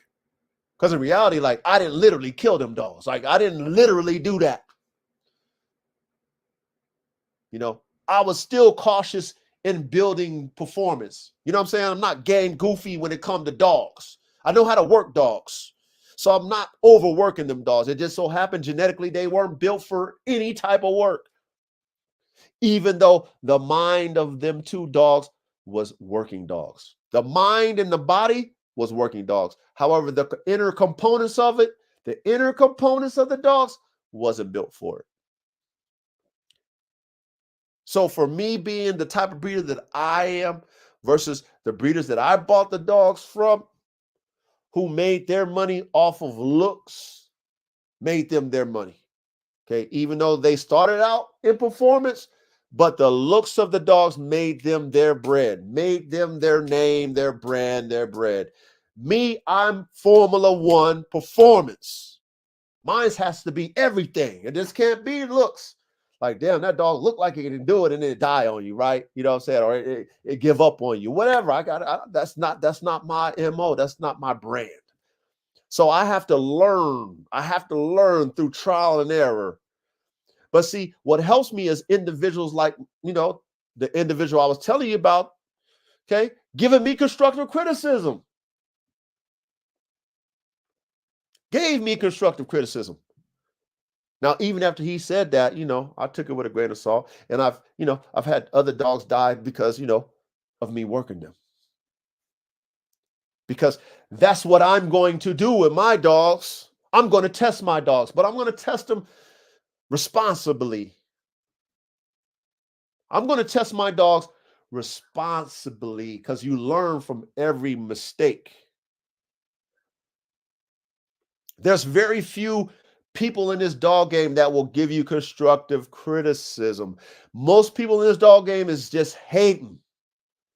They don't want to see you make it, especially if you on your own time.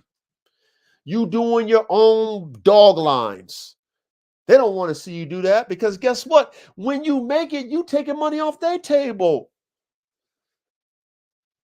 Instead of being like, yo, man, I love what you do in your program. Matter of fact, I ain't got that. I had a consumer hit me up. They was asking me something specific. I ain't even got that. I do that a lot, by the way.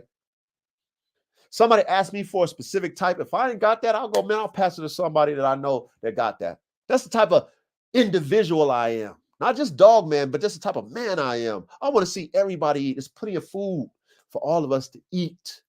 And if you give and it shall be given back. We already know that in the scriptures. If you follow the scriptures, if you give and it shall be given back, right? What you throw out there to the universe, you want to call it universal, it will come back to you. Karma, whether it's good or bad, it's going to come back. Whatever you put out there is going to come back. So if I see something, or I'm talking to somebody that I can help, I'm going to help them. I'm going to help them because I know it's going to come back to me. However, this dog game is not like this. What I'm talking about is not like that. That individual that I respected his constructive criticism, not many people is like him. Okay. Not in this dog game, not when you're doing what I'm doing or what some of you guys might be doing in your program. Okay. Being pioneers, campaigning, right? Your program. They don't like that in the dog game today. They don't like people like us, dog men and dog women like us. They don't like us because they want to be us. They want to have enough courage to start their own and to be able to persevere through the blood, sweat, and dog shit. They want to do that, but because that's the road less traveled, that's the hardest way to be a dog man and dog woman, they want to discourage you from it because they don't have the courage to do it. They don't have the courage to do it, right? To go through the struggle, to go through the hate, right? Take the L's, right? Like I've taken many L's, many, too many. Lost many good dogs that I paid top tier money for. I done lost so many top tier dogs that I spent top tier money on. So many. They don't want to go through that though. They don't want to go through that. Those learning, right? What I call the growing pains of being a dog man or a dog woman. They don't want to go through that. I mean, who would? However, it's necessary as you navigate through this dog game. Okay, you have to stay on your path, regardless of what these poor dogmanship individuals have to say. Because low key, you guys, they really fans on the low. That's low key. They really fans on the low. And it might be hard for you guys to see it. Okay. However, you only see it through the repetitions of dealing with these individuals. You start to see them. And you start to see a pattern. You're like, oh, well, shit. Now it makes sense. The patterns, the numbers don't lie, right? Men lie, women lie, numbers don't lie. The percentages of the numbers of these people, their patterns don't lie. Okay. Why every time I'm doing something, they in the mix of my shit? Why when I'm on there, they want to chime in on me? Because they really low-key like what you're doing. They really low-key admire what you're doing. That's why they want to bring you down. Because they admire that. Oh, here he goes again. I know when they see me, oh man, here Coach comes again. Oh, here he goes with them dogs again. Oh, there he goes talking about performance again. Why all these dogs got to look like that? Oh, who's he think he is? Right? But see, they're in their feelings because they really like it. They like low-key like it. Like, oh man, I mean, man, he keep hitting, I mean, this boy don't give up. And so for us dogmen who are about this, who have a vision, right, to create, eventually, you'll be like some of your dog men and dog women that you respect from the old times that got their established bloodlines. You'll be like them. Because there's nothing new under the sun, right? Everything that I'm talking about, all the dog men and dog women who are trailblazers and did their own thing had to experience it. They didn't have to experience it like how we experience it based off of this social media play, but they've experienced it amongst their community. People like, I don't know, man. The naysayers, I don't know, man. That dog looks like this. I don't know, man. I don't think that dog can do that. I wouldn't do that one. You have a few of those, a small few. And then even those small few wouldn't really deter you too much.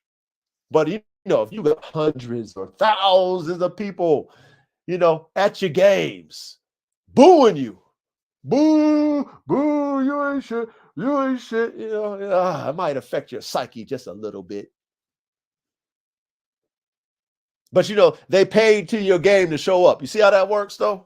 That's how you got to flip it to yourself. That's how you got to flip it. Well, why are you sitting in the stands at my games then? Every time you're in my stands, you booing me. But why you show up to my games? That's how you flip it on yourself to keep going. Like real talk. That's how you flip it. Because these people with poor dogmanship is more than the ones with good dogmanship. And you have to expect this. I've learned this from 2018 to 2024. I had to learn it from in the field. Like I said, I have another OG, well-respected dog man that, I felt some type of way about and I had to check. But you know what? We reconciled. So I'm not going to mention his name. But it's like I told y'all, it's because me as a dog man, I'm on their radar.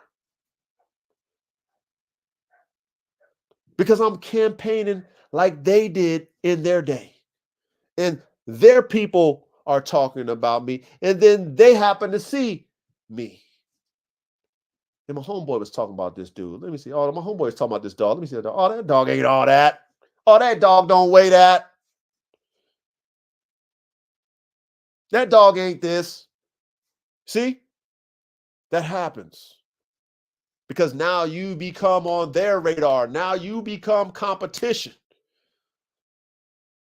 Which it should be just friendly competition. It should be, hey, man, I like your stuff, man. My homeboy told me about you, man. Keep doing your thing, man. I see you. I see you. Any tips I got, man, any tips I can do, boom, let me holla at me. It should be like that. That's not how it is in this dog game. It's not how it is, though. I'm just letting you guys know this. So you're not shocked when you experience it too. But see, the dog god, aka the coach, man. Okay, I'm good at the mirror game, boy. My mirror game is the coldest, man. I'll make you look at yourself, man. You know how what is it? The Wicked Witch of the East. She look at herself in the mirror, she melt. Man, I'm so cold at that mirror, man. I get everybody every time. You either fold and get melted like a homeboy from Camelot, right? As soon as I showed him the mirror, he just melted. He curved out and ran off, blocked me. When I showed him himself, he couldn't take it. Don't show me myself. I don't want to see that. Okay?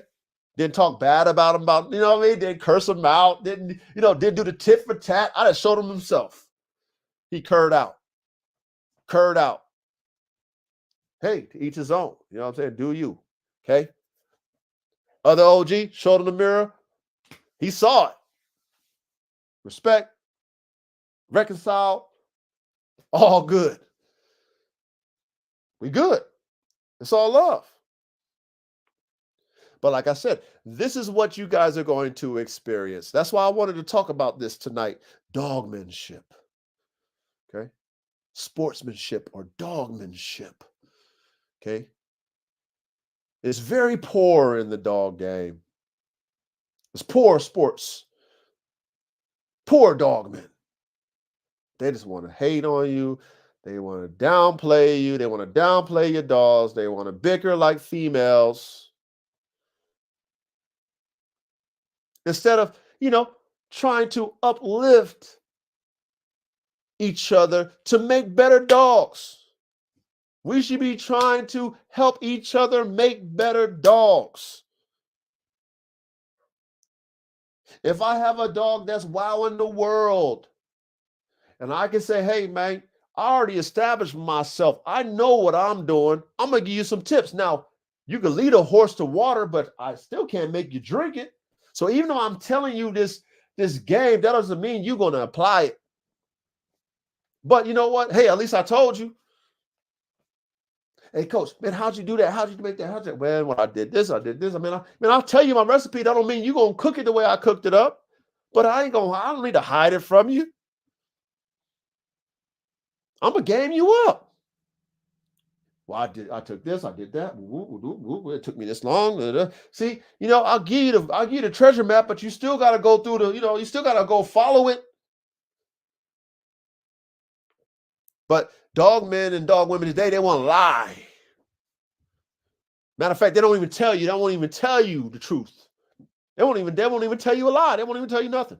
They'll ignore you because they can't respect friendly competition. They don't respect friendly competition. They want to be the only one where they're at. They want to corner the market and act like I'm the only one that can do this. When, like I said, there's nothing new under the sun. Everything that they've done or doing has already been done. You know, we're not inventing no wheel over here. This is dogs. It's dogs 101. If you're good at dogs, you know how to pick out dogs. It's the dog. Okay? You know what? If I could look at my scrolls, and I got so many scrolls. I know a lot of us who have a lot of dogs, we got these, what we call the DNA scrolls. I look at my scrolls and I don't know, man, I probably only know maybe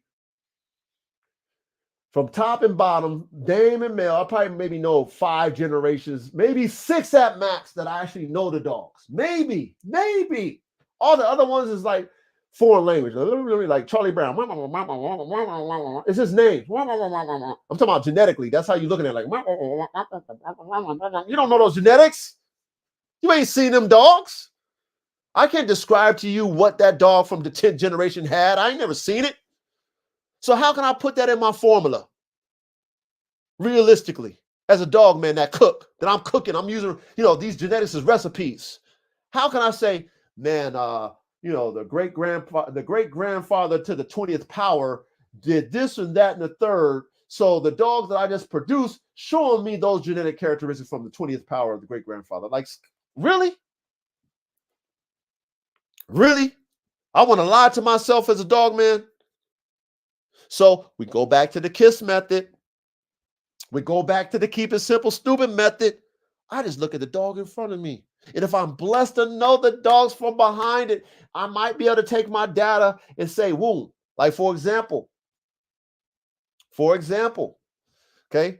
And I've had dogs like this, but a dog like that I'm about to be showcasing very soon. His name is Black Hawk, okay? AK-47 Chopper's son, Holy Spirit's son, okay? Can't wait to showcase him in the summer. Another superstar, okay? I see his grandfather in him. Phenotypically, though, he don't look like his grandfather. He doesn't act like AK. He doesn't act like his mama, but he acts like his grandfather to the T. The only reason why I know this, because I bought his grandfather. Excuse me. I don't want to make no mistakes. So I apologize. I purchased his grandfather. I owned his grandfather from 8 weeks old all the way until he passed away. I know his phenotype. That was my sidekick, his grandfather. I had him as a house dog. I took him everywhere. That was like me rolling around with, how the kids today roll around with pistols and stuff and choppers and sticks. I rolled around with my dog like that dog. Okay. I see that phenotype of his grandfather, of my dog in that boy, Black Hawk. Okay. I would only know that because I know the dog. If I didn't know that dog, which happens to be his grandfather, I would just think, you know what, that's just him. That's just, whatever. That's just, that's hybrid vigor. Took 2 different dogs from 2 different lines, bred them, got an even better dog. You know what I'm saying? He's not acting like his mom, he's not acting like his dad, he's acting like something else. That's hybrid vigor. That's what I would just say. But because I know where that dog comes from, because I've seen it, I can pinpoint it genetically. That's where it came from. That's the phenotype. That's where he gets it. He is the splitting image phenotypically of his grandfather from his dame side. Now, I don't know anything behind that.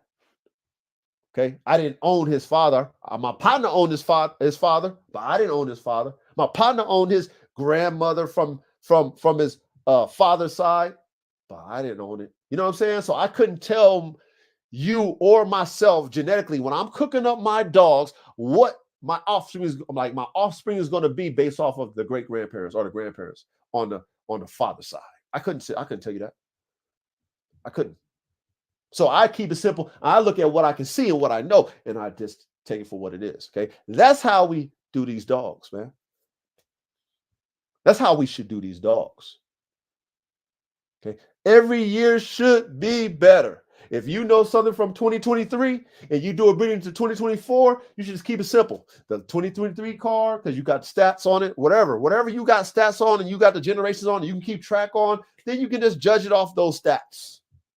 If you got 10 generations that you can have documentation on, you know what they are dogs wise. Like you've had the dogs on your yard, you know the phenotype and genotype, you've written them down, then you can kind of go back in time and say, oh, I got to throw back. Oh, I got to throw back from 3 generations back. Or, oh, I got something totally brand new. Because this new production is showing me something brand new. Okay. It's KISS method around here, y'all. Now, if you're not thinking like this, right? If you're not doing it, keeping it simple, if you're trying to follow the hype, if you're letting other people in this dog game trying to tell you that you can't do this and ain't no such thing as this and you should be doing this and that, then you know what? You're going to be lost in the sauce, man. You're going to get discouraged about this dog game. You're going to become a poor dog man and have poor dogmanship because you're going to be bitter. You're going to buy into the game, which is very discouraging and negative. It is. Very. And I want to encourage you guys, okay, to do you. Whatever it is. Like I said, if you like a bloodline and you want to continue that, do that. If that's you, do that. Okay?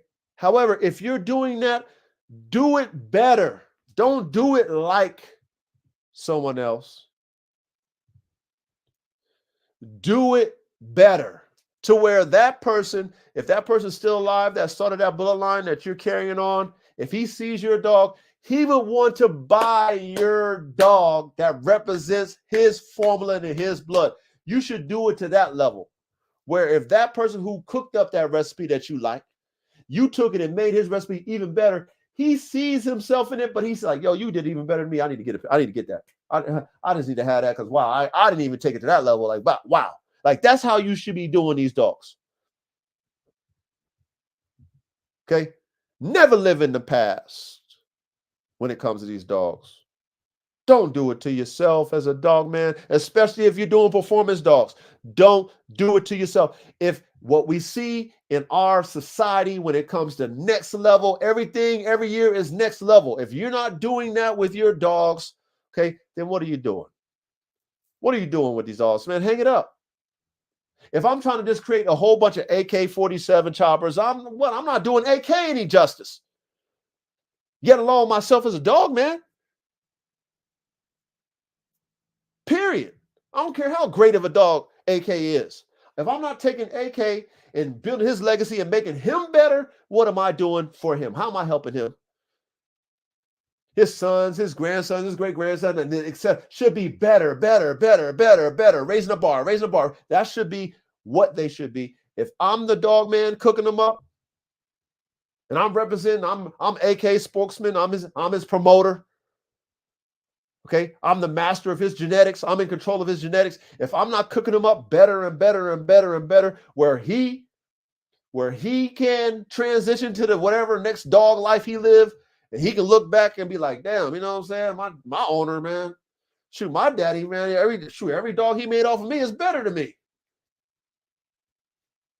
Like, if I'm not making him proud as far as his legacy, then what am I doing as a dog man? If I'm not raising the bar for the standard, whatever standard you represent, if I'm not raising the bar, then what are we doing? What are we doing as dog man? You don't need to be doing dogs. Just clone dogs. Just clone the dog. You ain't got to breed them. Just clone it. Clone it. But see, that's not how society works. Everything is next. Everything is next. Every year is new body style. New, next. That's how it should be with the dogs. Okay, the dog game don't like that though. So you're gonna deal with them people with poor dogmanship to tell you that what you doing ain't legit.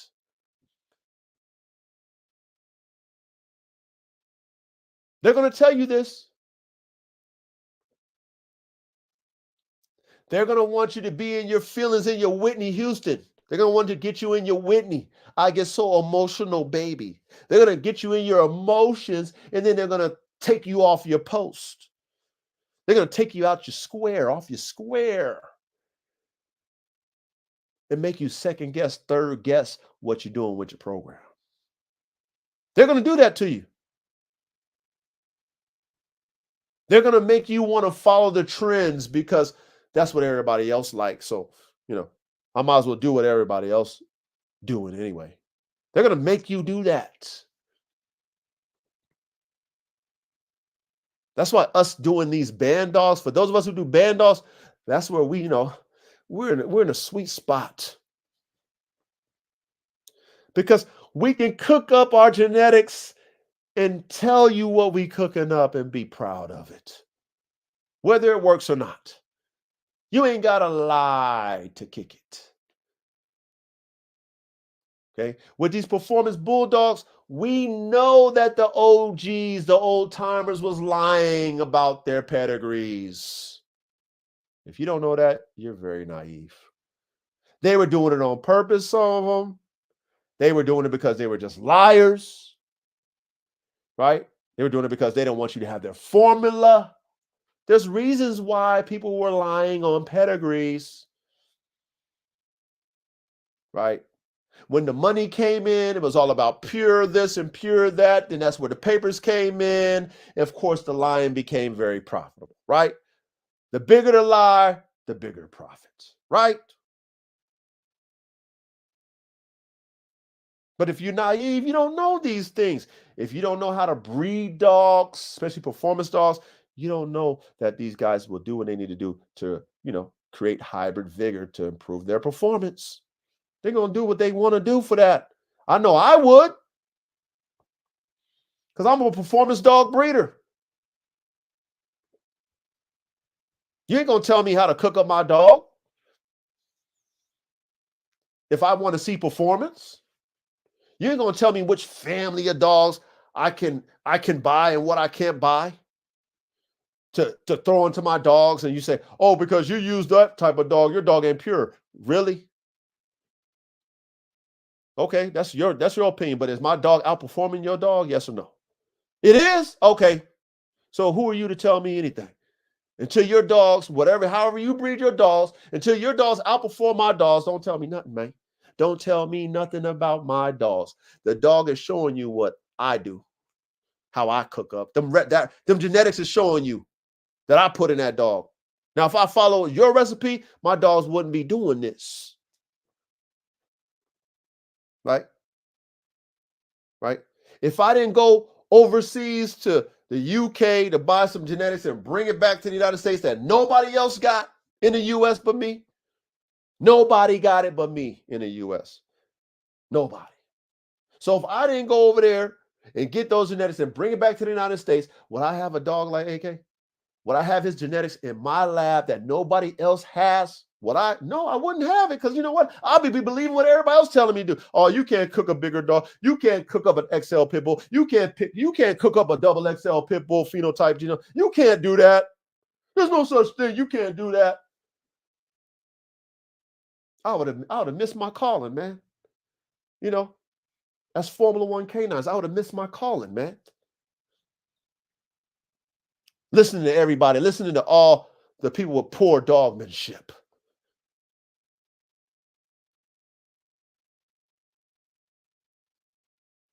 Y'all follow what I'm talking about?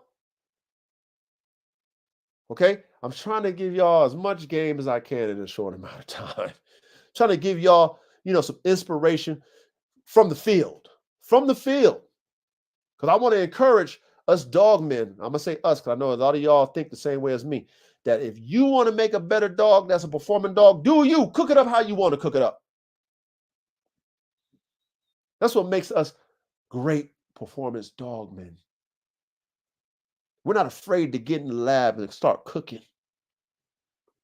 It's not going to all work. We all rolling the dice.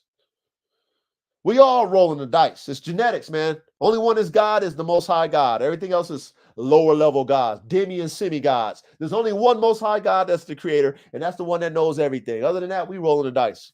We playing statistics. Genetics, that's what we doing. We taking this dog, we praying genetically, we gonna get something. Okay.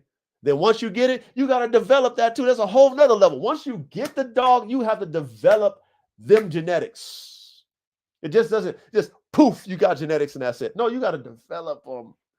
You got to take that raw genetic code and develop it. That's a whole nother level. That's a whole nother level. Okay. There's a lot of dogs out there that, don't get a fair shake because the owner don't know how to develop them. Me, as the dog god, I'm blessed that my dogs embody my spirit. Because I deal with them dogs every day. Every day. And because I have such a big pack of dogs, they all want to be me. So then they all feed off each other. I'm blessed in that way. Okay? That, we all work as a team as far as my dogs and me. They watch my example. They know who the fuck I am as they daddy, right? They respect my alpha because I show them every damn day, and they copy it. Then they copy each other because they're in competition with each other, okay? They bow down to me. Some of them test me. I got a few of those. You're going to have a few of those that want to test you. I got a few of those on the yard that want to test me, okay? Other than that, they want to be me. They just want to mimic me, and then they want to mimic each other. That's how it is. Development. The whole pack is developing each other. However, the genetics are the genetics. And either you got an eye for it or you don't. Okay? Either you're going to be in your own lane, push your own campaign, or you're going to follow somebody else's campaign. Either you're going to stay on your post, stay in your square, or you're going to let them knock you off of it. Okay? Either you're going to get petty, okay, downplay somebody else's program because your program isn't up to par or whatever, or, maybe you think you the best program and ain't nobody else can compete, so you want to downplay them. Well, hey, that's you. That's you. I wouldn't encourage you to do that. No, don't do that. That's not a good dog man or dog woman. You see somebody's dogs that you don't like, don't get in their comment section and pop their bubble. Don't just skip past it. Don't do that. If somebody's pushing a line that's not your line and you don't agree, push past it. Just keep going. Okay, don't discourage another dog man or dog woman for doing what they want to do. Let them do that. Because you never know. Okay, you downplaying somebody because you don't like their dogs. And you hating and whatever you doing, being messy and petty and feminine. And all of a sudden, them they, 2 years later, you see them same people with them same dogs, but they selling out the gym. They selling out the gym every time. They getting top tier money for them dogs. You're like, well, I don't know why people pay that much for them dogs, but they get more money than you getting on your dogs. You see what I'm saying? How stupid are you gonna look, whether you like them or not, when they surpassed you in monetary gains, in popularity for their dogs that you was hating on? See how stupid you look afterwards? When you was hating on them, trying to pop that person's balloon, now all of a sudden they surpass you because they got something different that the public wants, and the public wants to pay for it, and they're making more money than you. See how that works? And it does work like that too. That's why you just keep it moving. If you don't like something, keep it moving. Keep it moving. Somebody calling their dog whatever they want to call, let them call it that. Mind your own dog man or dog woman business. Stay in your own yard. Stay in your yard. Don't worry about what another dog man is doing unless you're going to come through and give them constructive, positive criticism. And you got to make sure that person respects your criticism. Because they're not going to receive it if they don't respect you as a dog man and your criticism.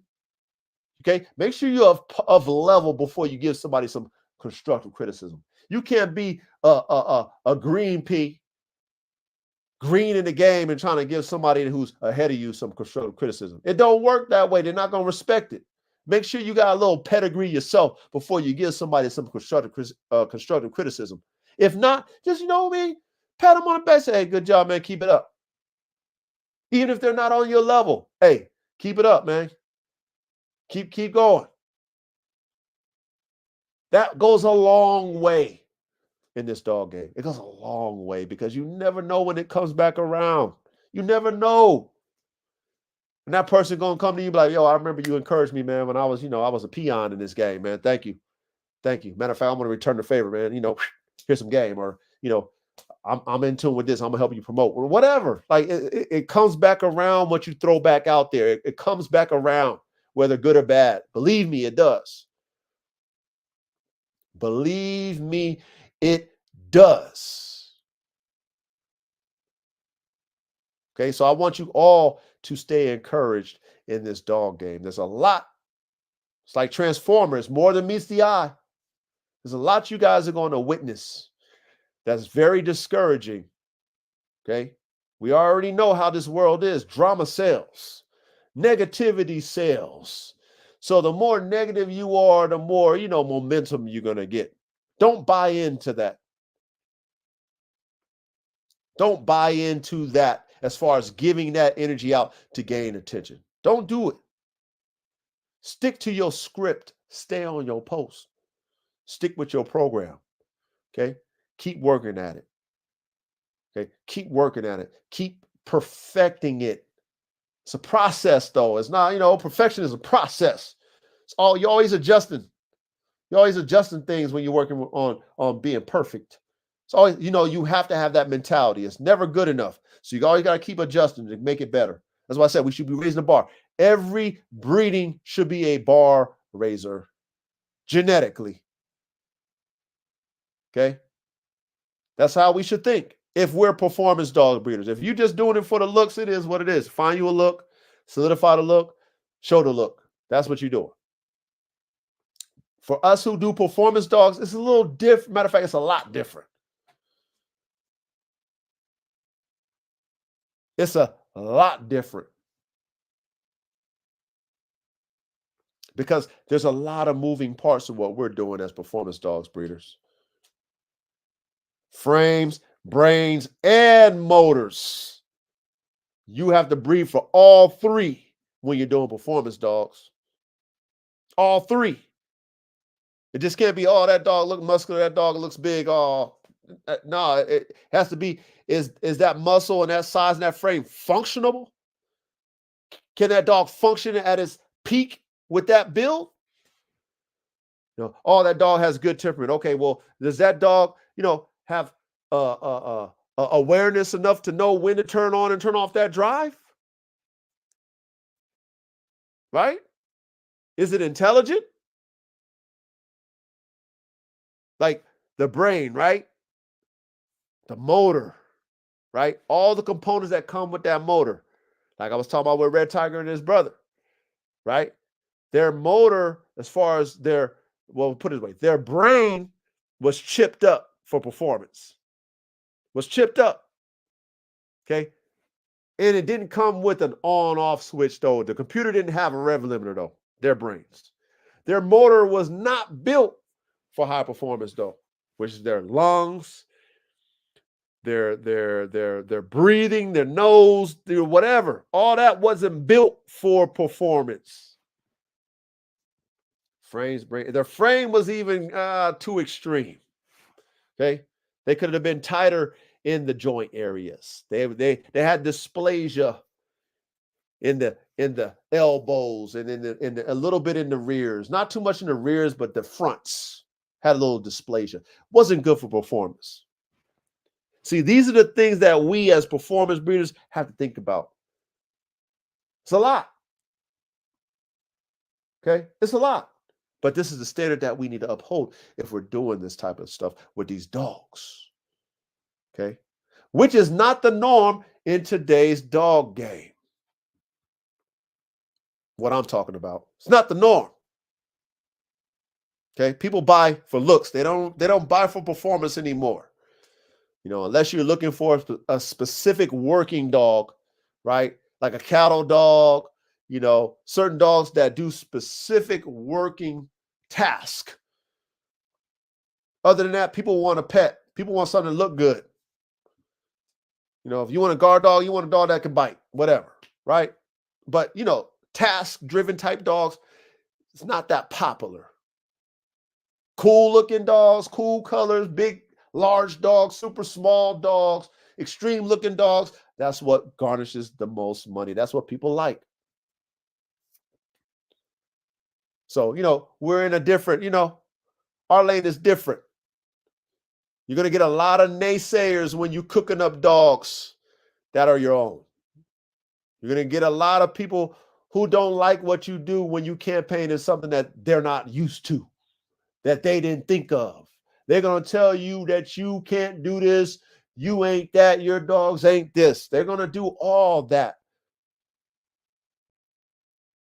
I just want to prepare y'all for it and let you guys know, don't be discouraged by it. It's going to happen. And if it's happening to you, that means you are on the right path. If them naysayers are in you or at you, whatever they saying about stuff. Now, listen, you can't be naive about what you got. You have to know what you're working with. You got to know that you got that dog or dogs. Like, you got to know that, right? The data from people telling you that your dog is, you know, what you think it is. Whether, you know, they're telling you, like, oh, the nice dog, like, that data needs to make more sense than the people who are downplaying it. Okay. If you got more people downplaying you than people that like your stuff, then, you know, we got to take the data too. We can't be naive. We can't be blind to the data. Don't lie to yourself when you're trying to create something great. Okay. So if people are downplaying your stuff more so than people are praising you, then, you know, we got to look at it and call a spade a spade. You know, you have to do that. Go back to the drawing board. Maybe that dog is not the one. Got to be real with this stuff too now. However, if we look at the numbers and they like it more than they're hating, then you're on the right track.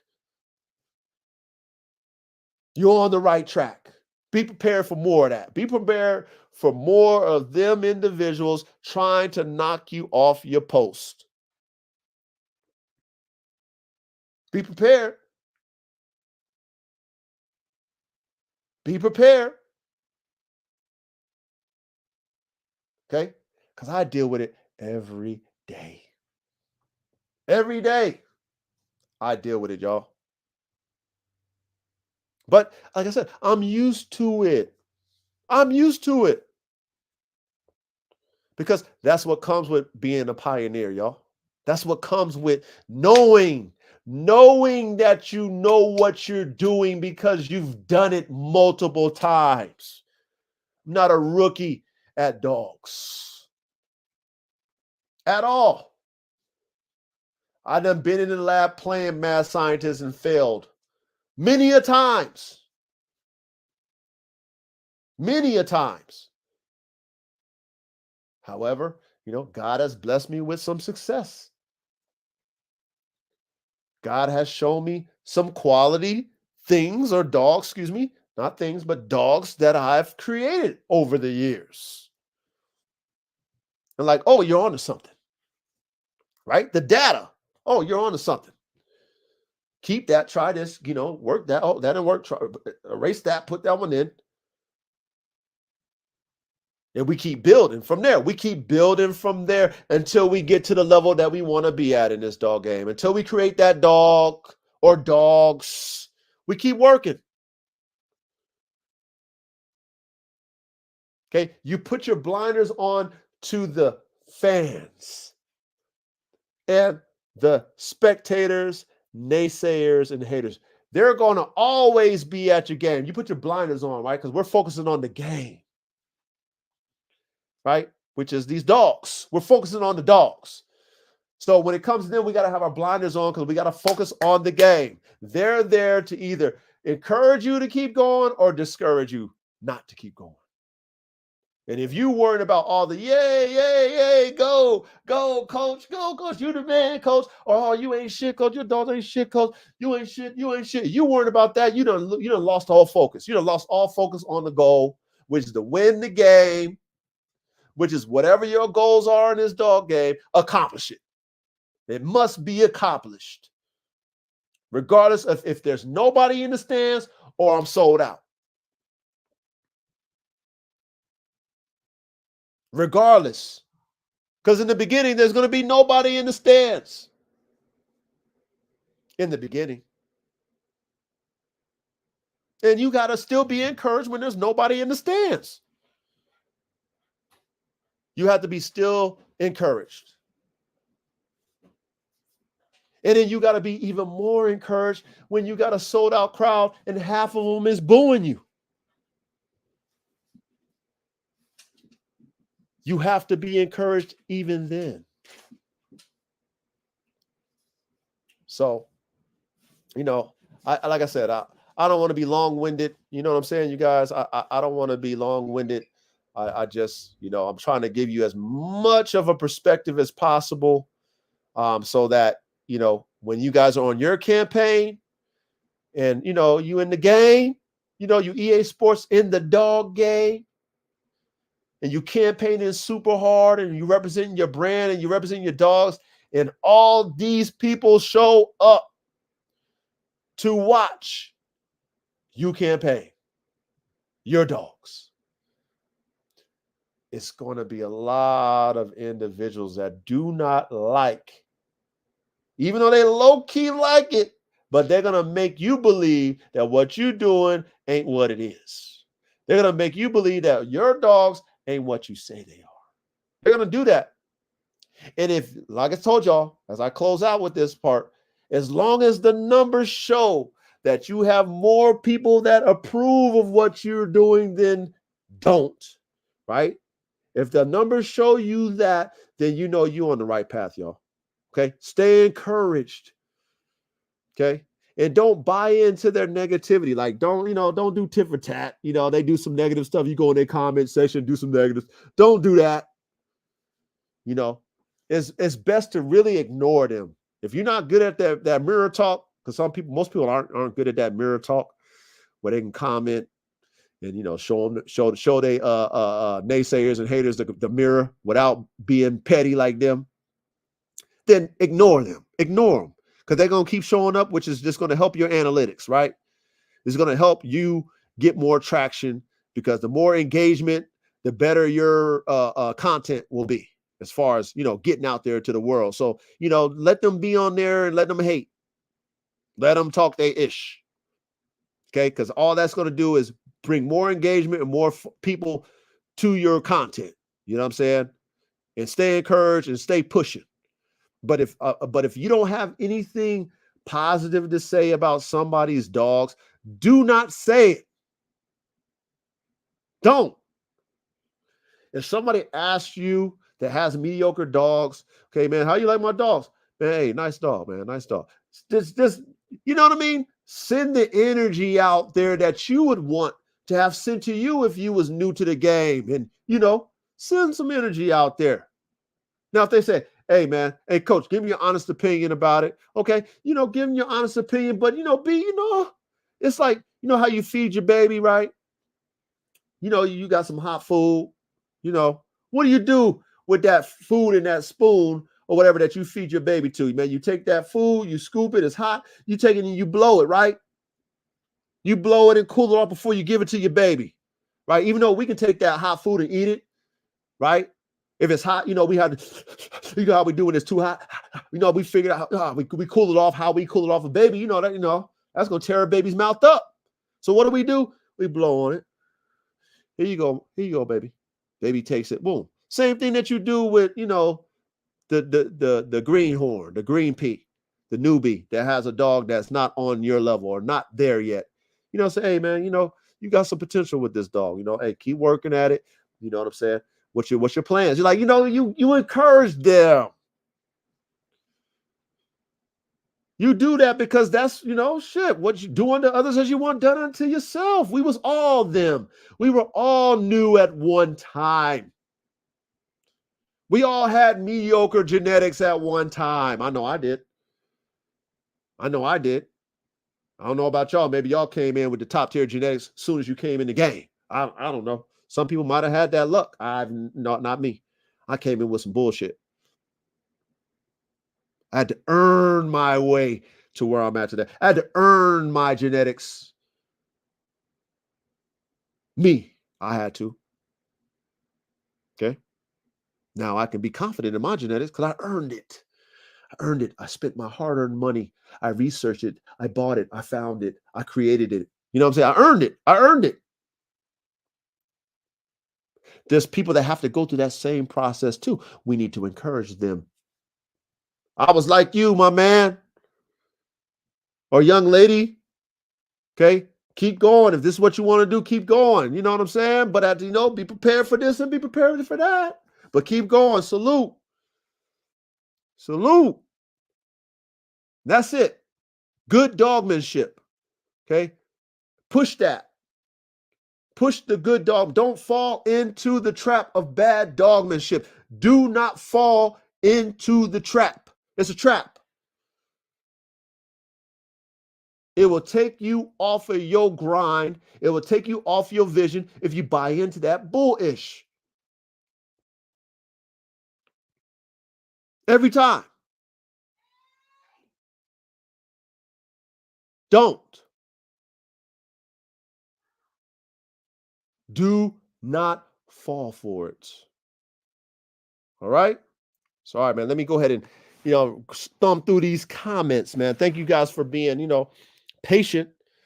Like I said, I like to finish what my thought process because I have a lot of information. I'm trying to summarize it within this short amount of time. You know what I mean? So I don't get to y'all's comments as you guys throw them in there, but I do, go through the comments when I'm done. So I thank you guys for being patient.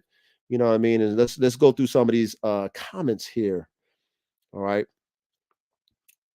So let's see what we got here, you guys. So, like I said, hopefully you guys got the message about dogmanship or slash sportsmanship is real. It's really real out here, and you'll experience this if you're pushing a hard campaign like I am. You're gonna experience this heavily, and it could be very discouraging if you're not focused on your goals. If you're trying to do what they're trying to tell you to do, they will throw you off. I guarantee they'll throw you off. You know what I mean? So please, please, please, please stay on y'all's posts, man. Stay on your post. With these performance dogs, we need to be raising the bar for each other. Okay. I should be looking at, what I'm saying, William Marietta. I should be looking at, Young Reddy. You know what I mean? All y'all. If any of you guys is doing dogs, I should be looking at you guys as dogs and be like, yo, you know what I'm saying? Like, wow. I like that. I like what like we need to be talking like that. It's like having a car show. You know what I'm saying? Everybody pulling up in them exotic cars. You know what I'm saying? Everybody pulling up. Somebody got this Bugatti. Somebody got a McLaren. Somebody, you know what I'm saying? You know how they do it. Them rich guys, they take their exotic cars out and this, everybody's oohing on everybody's stuff. That's how we need to be doing with these performance dogs. You know what I mean? Everybody should be raising the bar. Like, damn, wow, oh, hey, you did that, damn. You know what I mean? We should be trading genetics. All right, so let's see what else we got here. Let's see what else we got here. Jerry Hurley, big salute to you. Okay, what do royalty methods say? Royalty methods, he says, you might as well see it through because I might be something you deal with in the future. Okay. Oh, excuse me. What did you say? Oh, because I might be something you deal with in the future. Okay, so I'm trying to understand that royalty methods. So you might as well see it through because I might be something you deal with in the future. Okay, so I'm trying to understand that. I might not really understand your context. So I'm thinking about text. The context might be lost. So if you get into the chat, kind of explain that a little bit further, then maybe I can elaborate on that. All right. Let's see what else we got here. Okay, Dogman Don said, "Hey, being late in class, man, but salute, Coach, man. Hey, big salute to you, Dogman Don. Thank you for your consistency as well. You already know we got the rewind button, man. These things is here. You know, all these lives are archived, so we can always hit that rewind button, man. And you know what I mean. Just get some of that good knowledge, that good game, man. Play it as many times as you need to. But big salute to you, Dogman Don. Big salute."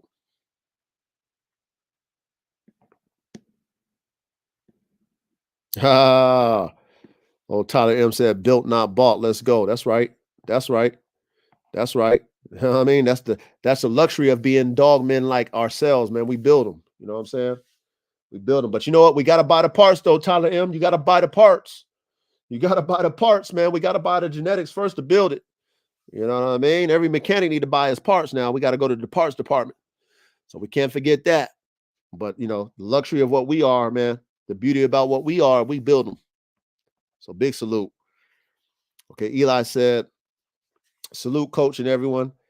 Any chance you can do a video of what to look for in the frames of a dog that are good and what are red flags to stay away from? I don't know what to look for yet." You know what, Eli? I think I have a video in our subscription content. I think I talked about that.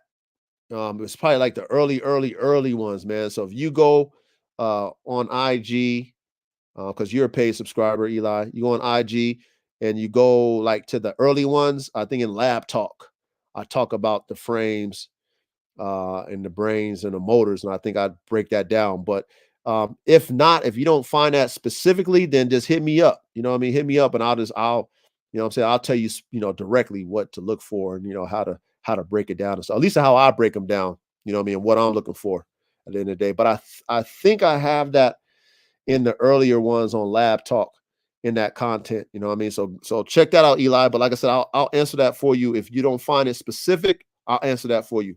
You know, just hit me up. I'll give you the breakdown. So, but big salute, man. Good question. Okay, D'Anthony Wilson. Hey, big salute to you, D'Anthony, man. Welcome, welcome, welcome. He said, "Yeah, that AK got that dog in him." Man, I stress this to you guys too. I stress it to you because it's serious, right? So when you have dogs like I have a lot of lions and tigers and bears. I'm talking about the mentality of them, right? A lot of prey dogs, big dogs.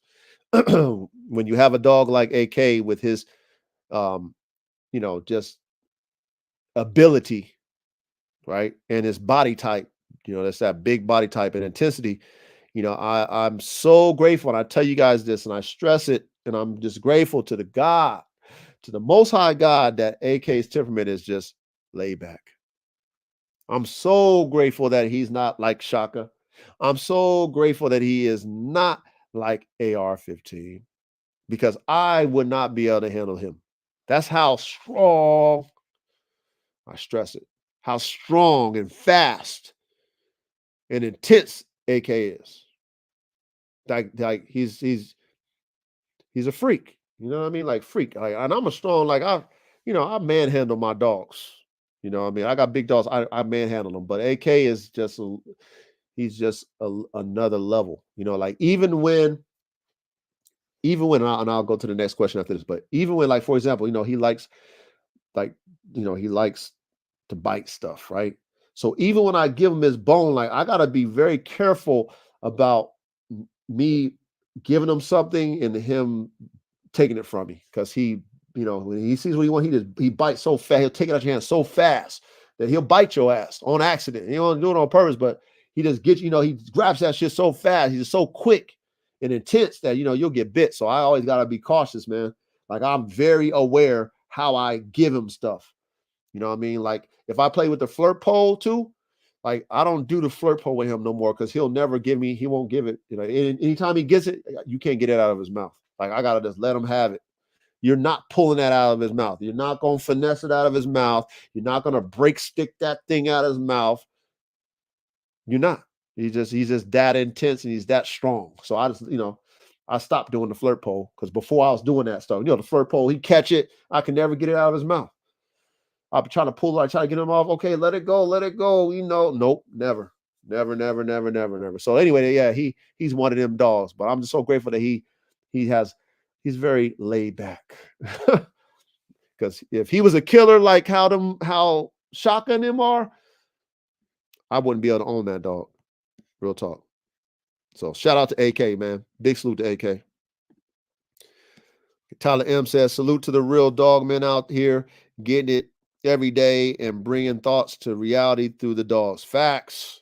Salute to all y'all, all the dog men, the real ones. Okay. And, there's real fake ones out there too, by the way. But, just the ones that aren't afraid, like you talking about, you know what I'm saying, Tyler? That's not afraid to take their thoughts and bring them to reality, because that's the beauty of what we're doing with these dogs, especially band dogs, taking multiple different breeds and turning them into these band dogs, man. We're blessed to be able to do that. I'm so grateful to be able to do it. I'll tell you that much. So let's see here.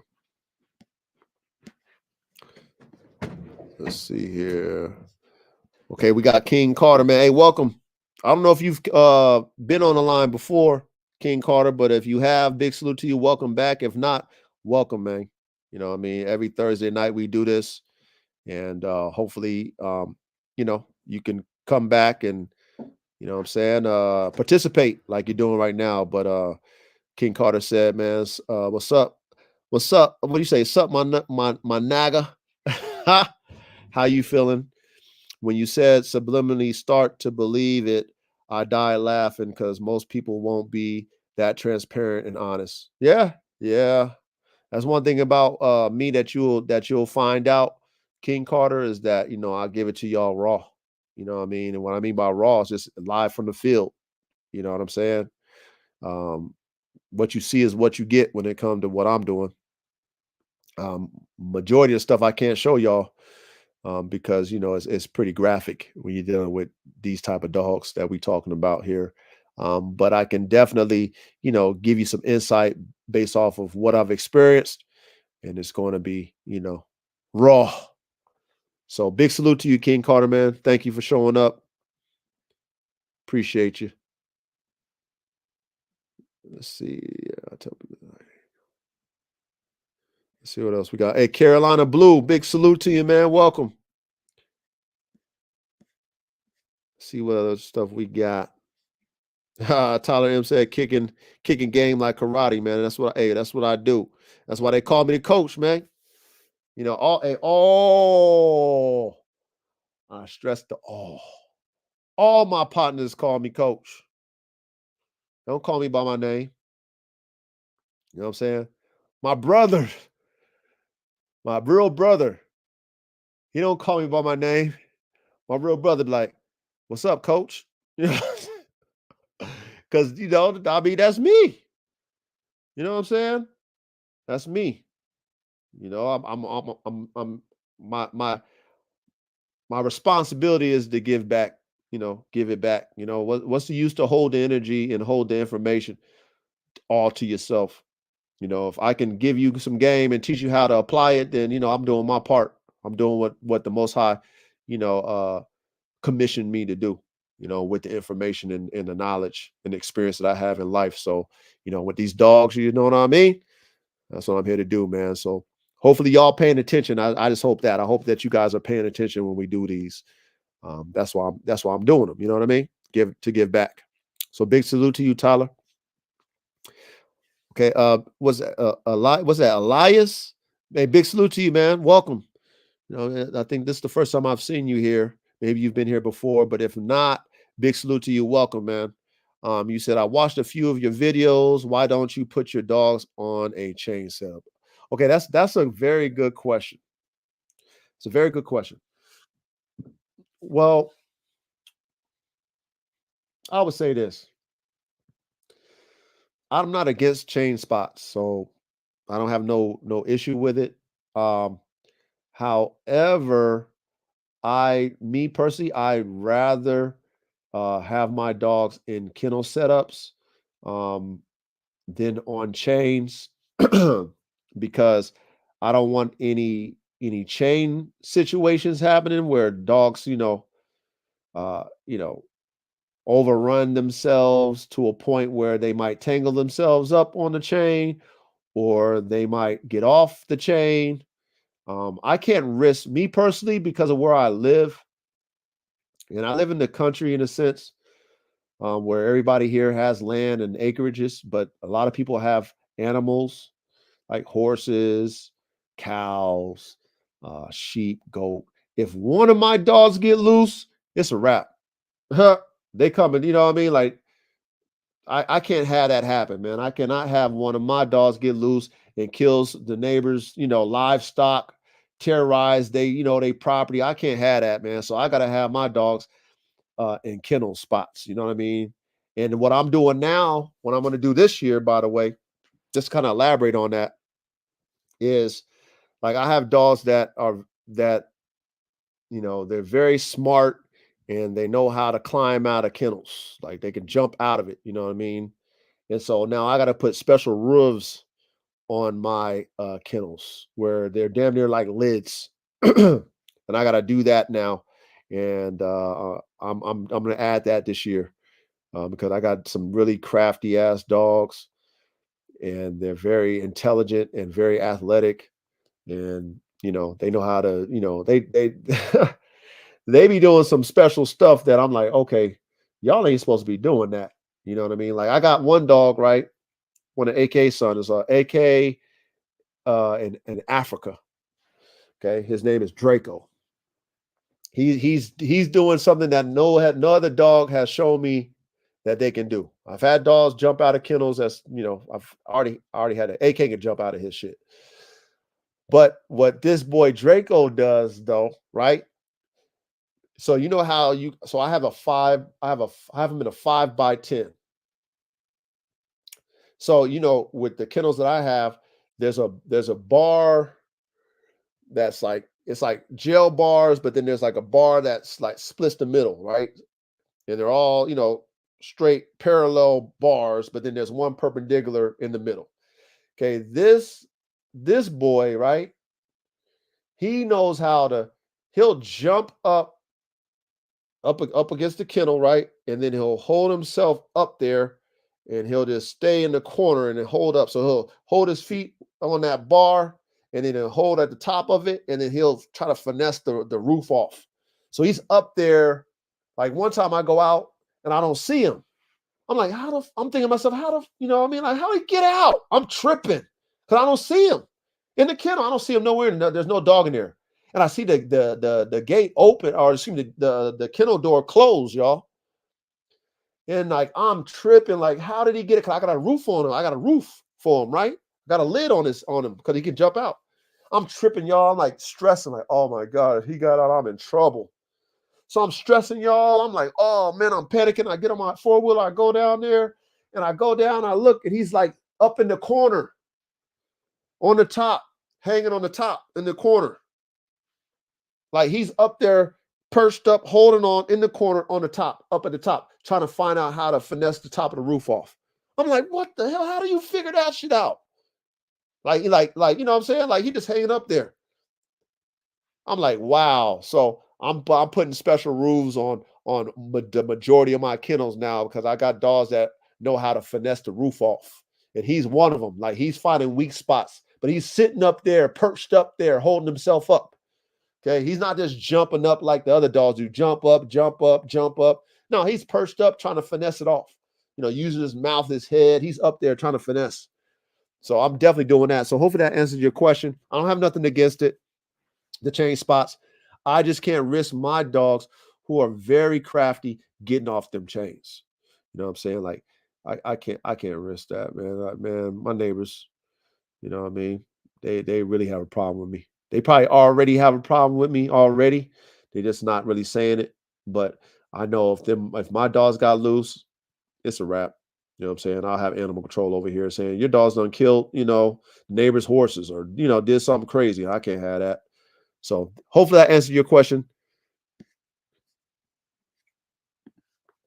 Okay, Dogman Don said, I like being live in the action It feels like we talking, yep, one-on-one for sure. That's what live is. That's the beauty of live. You know what I mean? Like we're able to interact and and communicate. And like I said, over time, as we continue to do this, then I will start letting you guys up and we can kind of have more of a group discussion. You know what I'm saying? As we establish our group here, our group of guys, then we'll make it more interactive, and then we can, what I'm saying, we can kind of, I'll create a panel, and we can get on here and just kind of talk all together and stuff like that about a few things. So, as the lives become more live in a sense, right? We get more people on the lives, then we'll start to create this panel, and then, we'll make it a real community thing, as time goes on. But as of right now, being that we're new into this, I kind of want to just give y'all this game.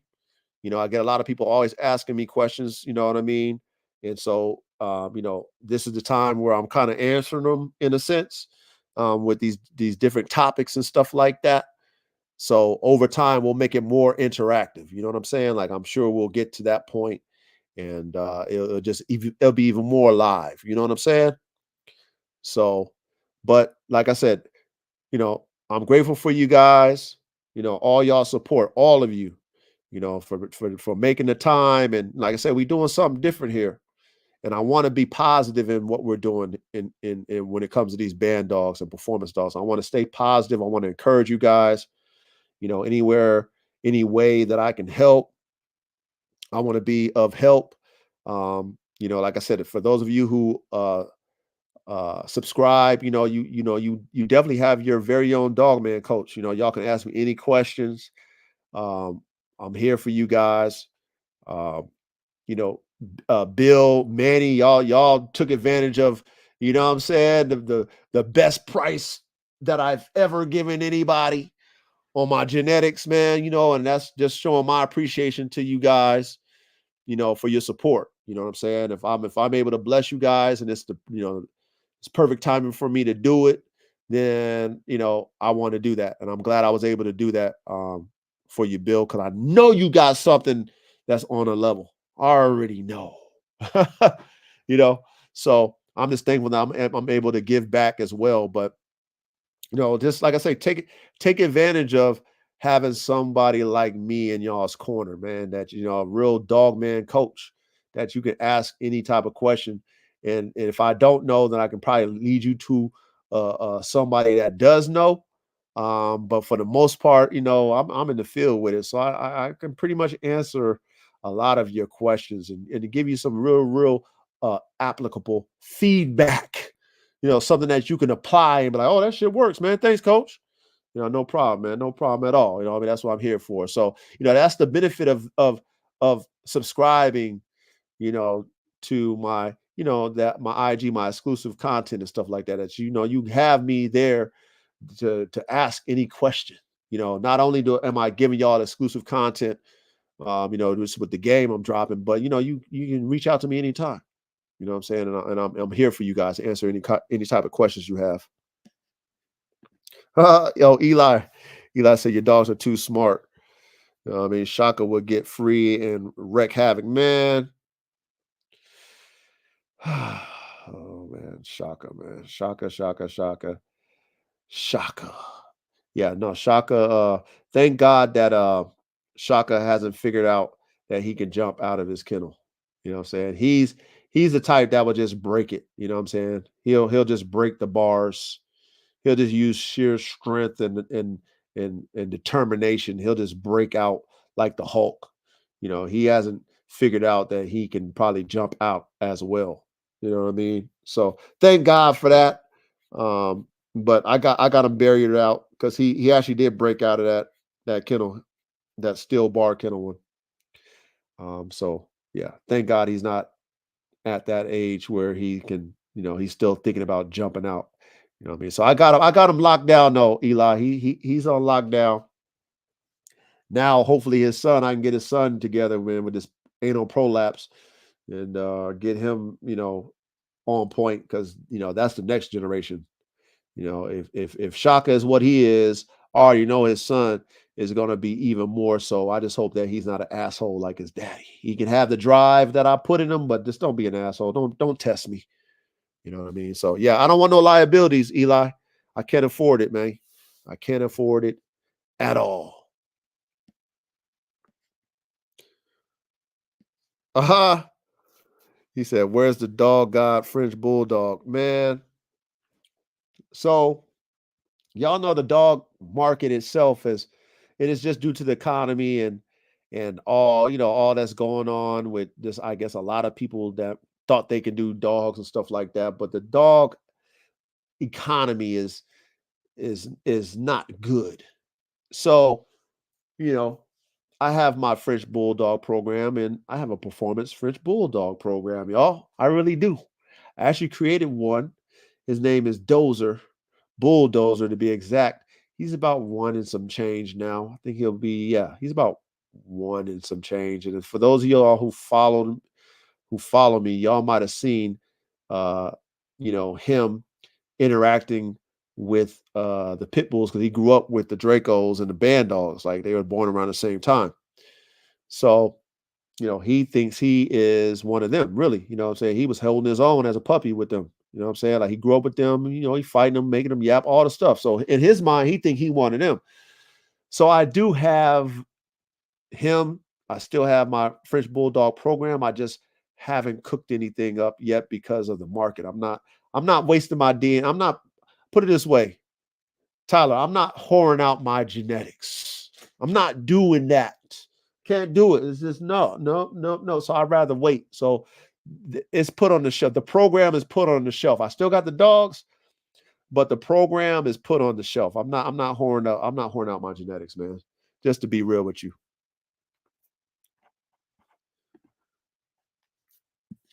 We say my Frenchie's moving. I'm trying to see what you have. Maybe we can work. Yeah, yeah, yeah, yeah. So I would say this. How old is your female, by the way? If she's still young, then just be patient. I would say give me another year before I decide to get back into that. Give me some time in 2025. I might cook it up again because my boy Dozer, he only 1.5. I got a female I'm gonna take to him. I still have time with my French Bulldog program. You know what I'm saying? I want to show y'all. I want to show y'all what I mean by performance of my French Bulldog. You know what I'm saying? So being that he's one now, I can kind of, play with him a little bit more as far as like put him through a couple little work tests. You know what I'm saying? Now that his joints are pretty solid now, and I can work him and really test him out. I haven't tested him out with the work yet. So once I start showcasing what he can do, then holla at me like, hey coach, I see what you talk about. I mean, I see what you're doing with them French Bulldogs. So I want to be able to showcase them, what I mean, first. So just give your boy another year. Be patient on your end. If not, I understand. But if you want some of this genetics, I cooked up something, man, and that boy Dozer, he got it in him. For sure, for sure. Oh, you did? That's what's up, man. That's where the money is. That's where the money is, man. I got a partner of mine, Tyler, who he has his kennel's called Flawless Frenchies, and he got some dope fluffies. He got some really dope fluffies, and he got a big rope that he got on tap as far as semen. You know what I'm saying? So he hasn't cooked it up yet, but he on his fluffy game too, his fluffy Frenchie game too. So that's big, big, big, big salute, and that's big money too, man. That's big money too. So yeah, no, salute to your program. Oh, hey, Tyler, hey, you know why you ain't never seen no working French Bulldog? Because that's what I do. Tyler, I mean, I'm original recipes with that's how the coach operate. I cook up my own stuff. You know what I mean? How could I have performance everything else and not have a performance Frenchie? You know what I mean? And plus, I'm gonna tell you this. Plus, I had two French bulldogs die of heat stroke. So I don't like that. I don't like that. I don't like that. Two expensive French bulldogs die of heat stroke. So I'm like, I got to make a performance. I got to make performance French bulldogs. So that's why I do that. You know what I mean? That's why I do that. So yeah. Just hey, pay attention. You'll see next year. I'll showcase him next year. I got a lot of stuff going on this year with the dog, so I'll showcase him next year. And I'm gonna have that boy doing some work, man. He gonna be weight pulling. He gonna be doing a lot of stuff because I really put some genes in him that's gonna really showcase what he can do. You know, and he can breathe, and he a real bulldog. You think he a pit bull? He a real dog. So I can't wait to showcase him. So hopefully that answers your question. Light skin with dreads. No. He ain't light skin with dreads. Nah. Flawless Frenchies. If you go to my IG, Tyler, just go to my IG. It's the Dog God, aka the coach, right? The Dog God, aka the coach. DM me and I'll send you his DM. You know what I'm saying? I'll see his DM and then you can check him out and see his dogs and stuff like that. You know what I'm saying? Maybe you guys can collaborate too, since you got fluffies and stuff. He got some dope fluffies as well. But yeah, just DM me, Tyler. You know, let me know. Let me know. Hey, this is Tyler M. From the live last night, and then I'll know, and I'll give you his information. So, okay, what did you say, Eli? Hold on.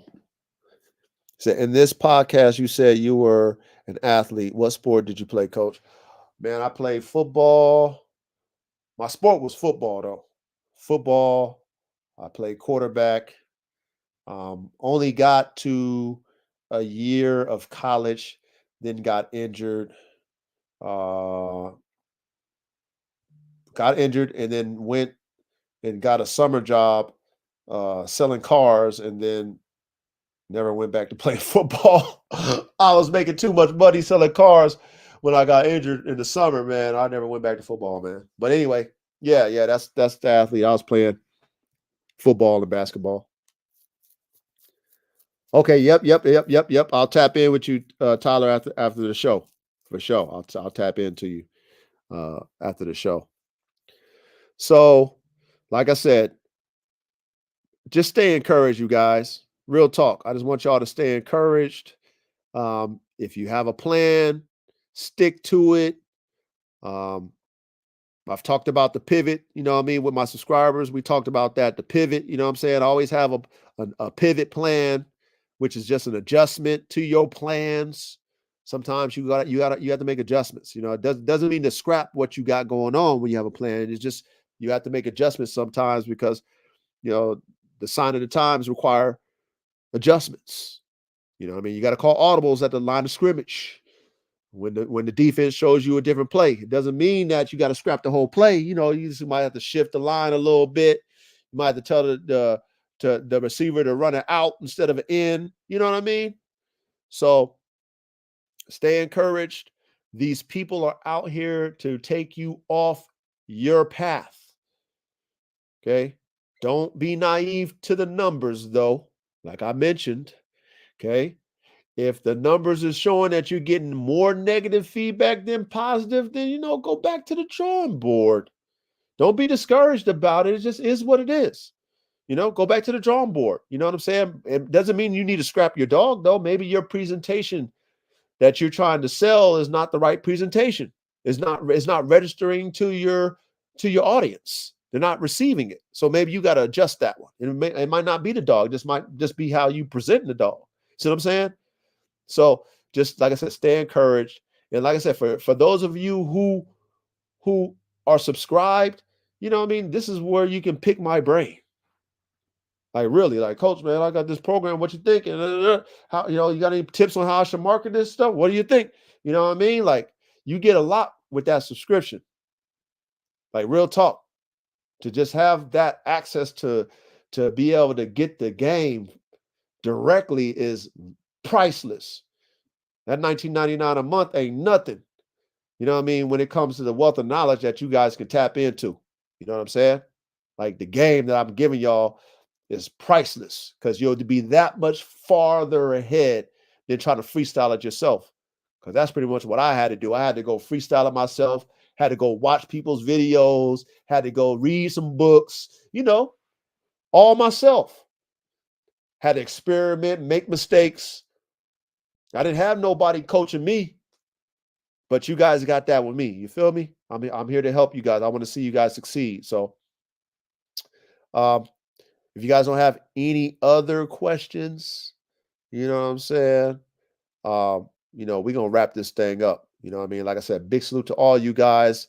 Let me give y'all all a shout out one last time, man, because I appreciate you guys. I really do. William, man, Billy, man, Big Bill, big salute. Young Ready Red, man, I appreciate you, man. Thank you for showing up. Big salute. Royalty Methods, I appreciate you too, brother. Thank you, guys. Hey, thank you all for your consistency, man. Big salute. Who else we got? Jerry Hurley, man. I thank you for your consistency, man. Big salute. Live your life, dogs, man. Big salute. I thank you for your consistency as well. DeAnthony Wilson, big salute. Tyler M, big salute. Welcome, brother. Hopefully that you'll be back again. I think, matter of fact, you came here before, Tyler M. Matter of fact, I've seen your name before, man. So thank you for showing up again. Dogman Don, always. Come on, man. Big salute to you. Dogman Don. Eli, much love and respect to you, Eli. I appreciate your questions too, man. You know what I mean? Your questions, you know, they coming from a real dog, man. I can tell. You know what I'm saying? So I appreciate your questions, and thank you for your support too, Eli. I appreciate you, brother. Who else we got? King Carter, man. Thank you for showing up. Hopefully you show up again, man. We doing this every Thursday night. A lot of game. Carolina Blue, thank you for showing up again. Big salute to you, man. Big salute to you. Okay, what's that? Elias, thank you for showing up, man. Hopefully you show up again. And man, we're gonna build this community, man. We're gonna build this community and we're gonna keep doing this. We're gonna keep getting better at it too. I promise you, we're gonna keep getting better with this game. But other than that, big salute to you guys, man. I appreciate you. I love y'all, and I'm out.